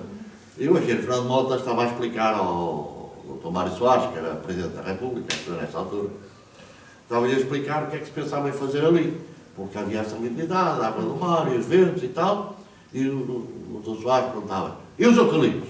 E ele continuava a dizer que ali iam plantar estas árvores ou aquelas, que havia ali o problema de coisa da caça. Ele disse, e os eucaliptos? Até que o Fernando Mota disse, Sr. Presidente, nós, florestais, somos um bocado como o Sr. Presidente. Nós tratamos, o Sr. Presidente trata todos os portugueses por igual, nós tratamos todas as espécies por igual. Pronto. O homem ficou entupido. O que eu quero dizer é isto, eu acho que todas as espécies têm razão de existir. E tudo depende das condições edafoclimáticas, do solo e do clima. Se querem ir para o interior com eucaliptos, eles morrem todos num gesto. Eles vão só até aos 600 metros de altitude. Agora, o problema é este, o que é que rende aos produtores, aos proprietários? A questão é mesmo essa, não é? Aquilo que rende.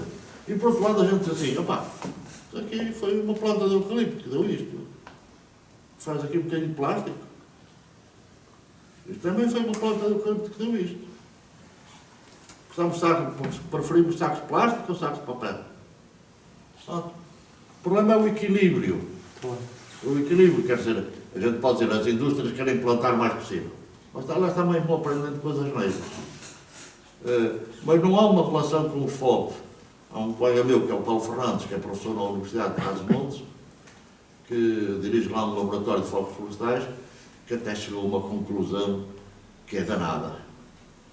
Porque ele fez a relação entre as áreas ardidas por espécie e as áreas de ocupação dessas espécies.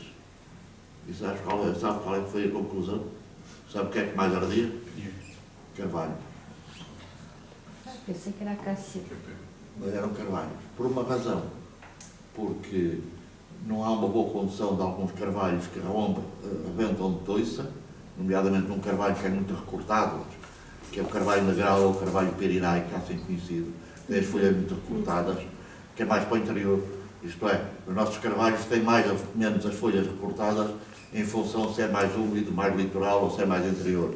Para o interior, para evitar a evapotranspiração, as espécies adaptaram-se a este negócio de terem as folhas quase recordadas até a bainha das folhas. E elas muitas vezes arrebentam de toiça, então tornam-se um pasto muito mais evidente. Os matos ardem muito. Ou se corrige isto, ou então a gente nunca terá solução. Porque a progressão dos nossos fogos é fundamentalmente horizontal. Há um colega meu que fez um trabalho notável nestes últimos anos na Agência de Gestão Integrada dos Fogos Rurais, que é o meu colega amigo Tiago Oliveira, digo que é meu amigo já por causa de declaração de interesse. Mas o que é certo é que se reduziu muito o número de área ardida nestes últimos anos e, sobretudo, o número de fogos. E depois é preciso ver uma outra coisa, que também não é elegante a gente falar em público, senão anda para levar uma caixa porrada, que é, os voluntários são gente muito simpática, mas isto tem que se tratar com profissionais. O combate aos fogos rurais tem que ser com profissionais.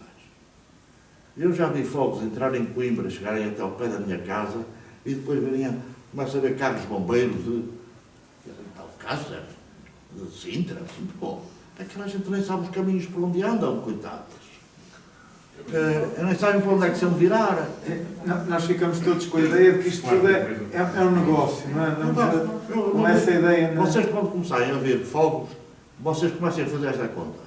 Quantos carros de bombeiros e quantos bombeiros? E vai ver que a média são 2, 3 bombeiros por carro. Que é para ter mais. E agora imagina, uma aldeia até lá 20 carros ao mesmo tempo. Atrapalham com aquilo tudo, atropelam-se os outros, há uma desgraça.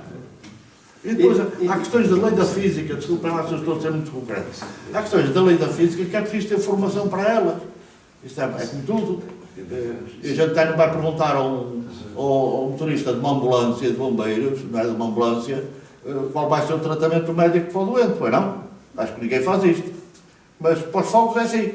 Quando há notícias dos fogos, fala-se com o comandante dos bombeiros, fala-se com o homem da GNR, no caminho não florestal a falar.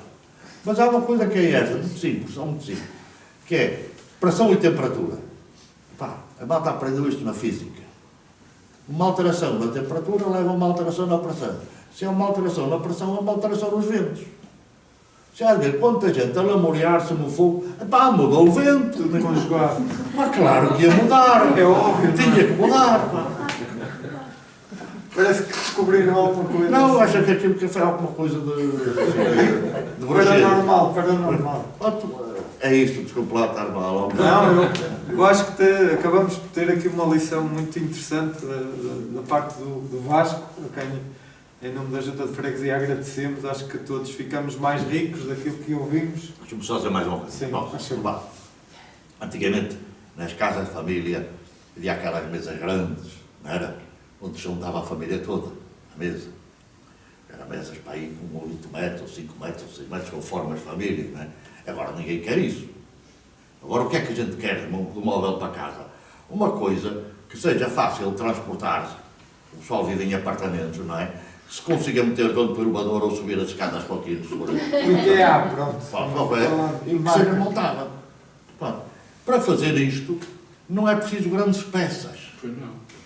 Isto pode ser colado. Pode ser material todo colado, encaixado. Podem mexer muito. Não podem mexer muito. Bem estribado as coisas. Até podem funcionar. Agora, diz assim, para isto não é preciso que uma árvore, um carvalho, uma cerejeira, vá até aos 80 anos. Certo.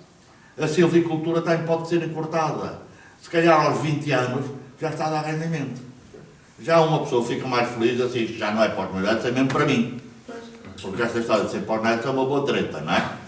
Pronto, é bonito, fica bem em qualquer casa, mas eu quero as coisas para mim. Os meus netos, para já não tenho nenhum, aquilo que tem mais perto do neto é um cão.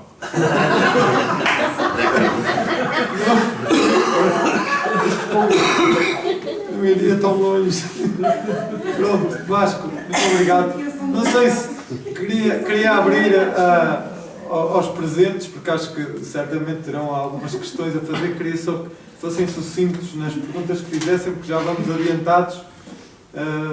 Paulo levantou o braço. Eu queria voltar ao Vasco se, naqueles períodos em que andou envolvido na questão dos baldios e isso tudo, se nessas regiões, ou se foi nessa altura que surgiu também as lutas em torno da defesa da vinha americana, que eu sei que nesta região houve bastante perseguição às pessoas e a obrigação de corte das vinhas. Eu sou vinhodo e na minha terra, que tem muito vinho americano, não se fez sentir isso, pelo menos não tenho memória disso ter conhecido, mas sei que nesta região aqui, esta região aqui da Aveiro, de Coimbra e tal, que houve alguma perseguição, digamos, aos pequenos, aos lavradores que tinham o vinho, que utilizavam como vinho para uso próprio, não é? E que foram obrigados, penso pela pressão das grandes marcas dos grandes produtores de vinho, que, junto do poder, conseguiram, digamos, convencer o Salazar a decretar, a fazer um decreto-lei que obrigava ao corte da vinha. Não sei se isso passou no seu tempo ou se é anterior. E eu gostava de ter certa curiosidade em saber quando é que isso se deu, e se foi nessa altura ou se foi antes. Houve várias épocas em que houve esse combate às vinhas americanas. Há uma fase, por altura dos anos 50, que até há grandes revoltas, e há mortos, aqui em Valga, Ovar, também em Arouca. Não há registros disto. Um amigo até que estava aqui a trabalhar nisto, eu já procurei na Tocotombo, no Arquivo Nacional, não há registro sequer de quem foi preso e de quem foi morto. E depois volta a acontecer também no final dos anos 60, 70. Eu ainda encontrei isso aqui na zona de Boa. Até fizemos alguns folhetos nessa altura de que não arrancaremos um só pé das nossas ideias, ou algo assim. Digamos, a zona do Minho, eu não sei exatamente de onde é o meu amigo. Eu sou do Alto Minho, sou de Paredes de Coro. Paredes de Coro. Também não é uma zona de grande vinho. Não. É o único concelho que não tem vinho. Claro. Não produz vinho. Exato. Tem vinho americano, mas não produz vinho. Esta zona, o combate ao vinho americano era feito para a proteção dos outros vinhos maduros. Isto é uma coisa já velha. Já aquele senhor que dá pelo nome de Marquês de Pombal tinha feito essa porcaria quando marcou a região do Marcado de Douro, incluiu umas propriedades que também tinha em Colares. Na primeira demarcação da região do Marcado de Douro também meteu as propriedades dele em Bucelas e Colares na região. E depois, como os taberneiros do Porto queriam continuar a vender vinho verde ou outros vinhos, ele proibiu que se tinham que consumir vinho maduro. E como eles continuavam a insistir, ele cortou o pescoço a um ponto e enfiou em cima de um chuço da entrada do Porto. Era assim um homem um bocado manhoso, o Marquês de Pombal. Às vezes quando os clubes vão vitoriar para a beira do Marquês de Pombal, dizem, não vou para aí. Para quem conhece Vila Real Santo António, ele fez outra coisa lá, né? Vila Real Santo António tinha ardido, e ele queria que os pescadores ali ao lado de Vila Real Santo António, quem é que me ajuda? Monte Gordo. Se os pescadores de Monte Gordo fossem viver pela Vila Real Santo António, eles não queriam, mandam deitar fogo à terra e acabou, eles ficaram na medida. Pronto, ele era assim. É radical. É. Mas então, agora, isto é um bocado de história de café. Mas pronto. Mas eram as grandes produções de vinho que queriam combater o vinho americano. Mas o vinho americano não é um grande vinho. Eles sabem. Então, no verão, fresquinho, até uma coisa, é uma boa bebida, é um bom sumo, é um bom... Mas depois, mesmo, repare, mesmo depois de 25 de Abril, também não foi fácil convencer alguns amigos, camaradas e isso, de que não se tinha que perseguir o vinho americano. Há um homem que era fantástico, que era engenheiro agrónomo, que era Flávio Martins, que era de Águeda. Eu uma vez tive uma enorme discussão com ele porque ele era contra o vinho americano. Ele era um homem muito progressista, ele esteve preso, ele foi exilado para Angola. Eu antes tinha trabalhado na empresa da minha terra, na empresa Fabril Norte, na colheita do linho e na compra do linho para o fabrico dos lençóis de linho, essa coisa toda. Foi exilado, depois fez uma coisa que era os óleos de 3 A's, não sei se recordam. Ali na Ponta Pedra. Exatamente. Mas que também tem a ligação com a Angola, não é? E a aldeia de Angola. Mas ele era da Águeda, ele era ferozmente contra o vinho americano. Tivemos discussões pagadas e depois tínhamos os outros que eram a favor do vinho americano. O que é que aconteceu? Acabou-se com a proibição do vinho americano. E as pessoas começaram a perceber que os outros vinhos eram mais jeitosos. E o pessoal começou a ser mais exigente no paladar. E começou a beber os outros vinhos. Aos poucos, o vinho americano foi-se dissolvendo. E o pessoal também abriu o olho. Começou a fazer outras coisas. Em Severo de Voga era tudo vinho americano. Agora é a capital do mirtilo. Não é? Tudo aquilo que tem produção de mirtilo era vinho americano. Portanto, isto não vai lá com proibições. Sim, eu acho que sim. Não sei se conhece pessoalmente que nos Açores e em São Miguel, em São Miguel produz-se vinho americano. Eu soube não parece que é bem americano, é aquilo que eles chamam o verdelho, não é? Não, vinho de cheiro, chama-se vinho de cheiro. Eu descobri isso uma vez que fui lá e num restaurante, perguntei qual era o vinho que tinha e tal. É vinho de cheiro. Fiquei a olhar para assim, o que é esse vinho de cheiro? Também há lá vinho de cheiro para provar o que isso é. É vinho americano. É aquilo que na minha terra se chama morangueiro, não é? Sim, morangueiro, jaquê, etc. Mas lá é comercializado, porque nos supermercados está à venda, barato, a mulher e tal. Aqui também pode ser comercializado. Não há nada por aí, não. Sim, na minha terra, inclusive, já falei com o Presidente da Câmara, com o que é que ele vem, e perguntei-lhe porque é uma terra onde há muito vinho americano, há uma freguesia que praticamente só produz aquilo, porque é que não aproveita, já que Coura não tem vinho verde, não produz, poderia, a partir dali, começar a produção do vinho, mas foi sempre uma coisa que nunca, na minha terra, nunca tirando um produtor ou outro, nunca foi. Vocês têm ali a competição do Alvarinho, mesmo ao lado, não é? Sim, mas o Alvarinho é outra coisa. No Alvarinho não. O problema da minha terra é que, por exemplo, na Quinta de Mantelães, que é do Bernardino Machado e anteriormente do Miguel Dantas, tinha produção de vinho, tinha uma renda de adega e produzia um vinho verde. Portanto, mas porquê? Porque era uma casa rica e tal. Depois, enquanto que em Ponte Lima, enfim, a produção de vinho é uma coisa fantástica. Ponta Barca, Arcos Valdevez, Valença, Monção, Belgaço, Viana, que não sei onde é que estão as uvas, também tem adega cooperativa e Paredes de Coura não tem. Porque, enfim, continuam a trabalhar com as cepas dos avós que não produzem vinho. Portanto, nunca se trabalhou o vinho como um produto ali da terra. Portanto, e daí eu falar da questão do vinho americano. Tem viveres de plantas? Quem? É lá em Paredes de Coura. Tem na Casa Grande dos Marigães. Casa Grande. Foi remodelada agora, não sei se sabe. Foi remodelada, foi um projeto novo. Que também tem o viveiro em Valença, é o mesmo, é o Ladislau. E tem o Museu da Guarda do Aclino na Casa Grande dos Marigães. Um amigo meu que é o Ladislau, que é um desses viveiros. Ele é dali. Pronto, muito bem. Não sei se há mais alguma questão. Tinha aqui uma questão, e até porque o Vasco está nessa área florestal, e a nossa zona, temos aqui alguns problemas com um tipo de árvore, que é o sobreiro. A proteção que existe, até seguir o sobreiro pela natureza, a dificuldade que há em movê-lo do local. Tem que haver uma autorização, etc., do ICNF, senão ainda temos o problema, um processo em cima. Será lógico este tipo de proteção a este tipo de árvores? Na nossa zona concreta, que eu falo.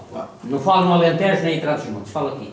A minha opinião sempre em situações destas particulares é de que aquilo que é necessário é que se plantem outras. Porque às vezes isso é muito conflituoso, isso impede qualquer coisa, não é? Porque mesmo o transplante de uma árvore não é de sobreiros consegue-se fazer. Oliveiras é o mais fácil. A oliveira pega bem, aguenta-se, mas de sobreiros é preciso fazer uma poda aérea. Depois, na projeção da copa, abrir uma vala a toda a volta, pôr uma rede de galinheiro, pôr gesso, deixar ali 1 ano ou 2 para que se desenvolvam as raízes dentro dessa armação e depois então retiram-se e depois mudam-se. Pronto. Não é um processo fácil. Não é um processo fácil de transplantar. Eu já vi fazer isso, mas não é fácil. E justifica-se essa proteção, não é? Opa, a proteção em relação aos sobreiros justifica-se no geral, não é? Aquilo que é, isto é, o Alentejo, em determinada altura, grandes proprietários receberam subsídios para deitar os sobreiros abaixo e para meterem aqueles pivôs da rega. Estão a ver? Depois receberam subsídios para deitar os pivôs abaixo e plantarem sobreiros. É chamada economia circular.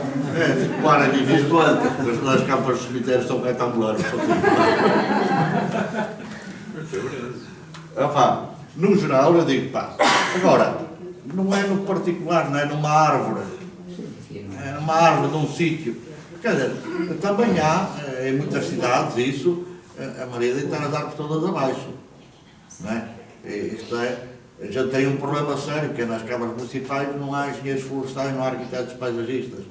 Normalmente há engenheiros civis que convivem melhor com o alcatrão, botão, azulejo, etc.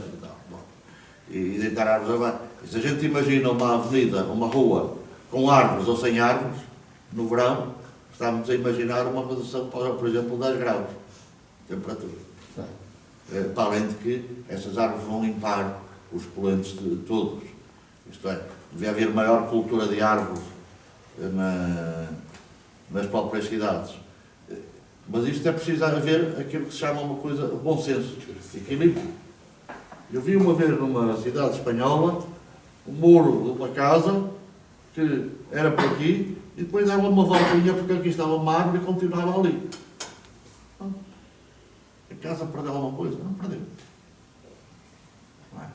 Agora, às vezes há soluções urbanísticas ou outras em que a gente precisava, se calhar, deitar uma árvore abaixo, ou deitar outra árvore abaixo, ou até um sobreiro, não sei o que for. Aí tem que ser uma decisão que é muito difícil tirar a régua escoada.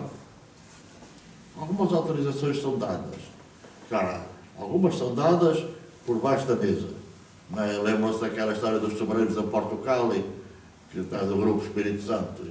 Houve um partido que parece que beneficiou, não? Sim, tinha vários nomes e já se tinha admitido, já ia haver eleições passados 2 dias, o quê, tá? E tudo isso passou. E um tonto de um colega ali ao frente disso também fez o frete. Claro que depois foi trabalhar para o banco, mas já não durou muito. E o banco foi à falência. Mas, noutros casos, tem havido autorizações do ICNF para situações destas, não é? Tem que ser fundamentadas. Não estou a ver no caso concreto o que é que... Não, eu há bocado referi isso porque na nossa zona, portanto, o sobreiro, sabemos que é uma matéria-prima rica, no Alentejo, onde há explorações grandes, isso acho que tem que ser preservado. Aqui não há, aqui a competição é fraca e nem se aproveita a competição. E o problema é que às vezes até estão em taludes. Nós temos aqui o caso de uma avenida, que temos ali uma série de sobreiros em taludes que estão presos pelos fios, pendurados nos fios. Isso já pedimos ao ICNF para Não há maneira de fazer razão. Não tem razão para... Não faz sentido, não tem lógica. Não faz sentido. Neste caso não faz sentido. Não faz sentido. Seja o sobreiro, seja o que for. Sim. Nós tínhamos ali no Parque do Outeiro um sobreiro há 2 ou 3 anos, caiu Naturalmente. pela idade, para eu conseguirmos remover, que estava atravessado num caminho onde as pessoas passam, tivemos mais de meio ano para ter autorização. Portanto, há coisas de facto. Opa! Infelizmente, é a estrutura do Ministério da Agricultura. É o exagero da burocracia. não é? E da centralização das decisões lá em cima, só. Sim. Aquilo que falámos há bocado de não haver trabalho de campo E às vezes trabalho maltas têm medo de Como é que decidir. eu faço aí? Têm medo de decidir. Exatamente. Pronto, não há mais nenhuma pergunta? Não. Eu quero agradecer ao Vasco, acho que foi uma conversa muito interessante. Quase que diria que isto podemos fazer noutro tempo uma segunda edição, porque acho que foi bastante rico. Arranjem mais alguém melhor do que eu, pá. Não, acho que a plateia discordará, acho eu. Não, foi muito interessante, acho que debatemos aqui temas que nos dizem respeito, até nestas questões diárias que nos afetam também, e por isso eu acho que o contributo que o Vasco deu aqui foi bastante interessante, e por isso quero deixar o agradecimento. Quero dizer também aos presentes que este ciclo, esta atividade esteve inserida num ciclo comemorativo que nós estamos a fazer aqui localmente dos 50 anos de 25 de Abril, que é coordenado ali pela Minda Araújo, e que nós amanhã teremos aqui também outra atividade inserida nesse ciclo, que é a presença do GEFAC, que é um grupo de etnografia e folclore da Academia de Coimbra, num espetáculo musical também, e que eu convido desde já, quem quiser estar presente, será ali no nosso Centro Cultural, a partir das 21 horas, e depois seguiremos então no dia 25 com o encerramento destas comemorações, também com o espetáculo musical. Portanto, quero agradecer a todos desde já a presença. Quero dizer também que agora vamos ter ali um pequeno convívio para quem quiser, particularmente, fazer algum tipo de questão. Eu só queria... Como a Minda é coordenadora, tem direito de falar. Senhor, Sim. Não, eu fico muito feliz por poder partilhar os nossos amigos que temos com todos vocês, porque eles são enciclopédias de memórias e é sempre bom eles também poderem ter espaço para nos ensinarem, nos contarem tanta sabedoria, não é, de uma vida intensa de luta e de intervenção na vida cívica, e que nos levou também à liberdade. Foram eles, quer queiramos, quer não, e foram desbravando os caminhos que nos trouxeram até aqui. Eu só queria dizer que é um gosto poder ajudar, portanto, e tu também, estamos todos de parabéns. E só queria dizer que o Vasco tem, não te esqueças, tens aí os teus livrinhos para quem puder. Não tem. Ele é muito Pronto, esta parte nem eu conhecia, não é? Mas eu acho que isso é uma riqueza que tu tens aí. Acho que toda a gente quer partilhar. Olha, da mesma forma que as minhas canções são também para partilhar, os teus livros também são para partilhar. Não tens que estar intimidado. Aliás, nós tivemos isso esta noite, portanto, esta partilha de conhecimento, esta aprendizagem, acho que nós saímos todos aqui muito mais ricos do que entramos, portanto, acho que Portanto, quem faz quiser sentido. adquirir um livrinho, não estejas embaraçado, porque era esse o propósito também, Pronto, não é? muito bem, bem lembrado. Tem que aceitar, tem que A mim aceitar. parece um vendedor de banha da cobra, não é? Hoje não vai mais do azulejo. Criar o azulejo. Ficou alguma coisa dessa época, não é? Não, Pronto, muito obrigado a todos, então e até à próxima.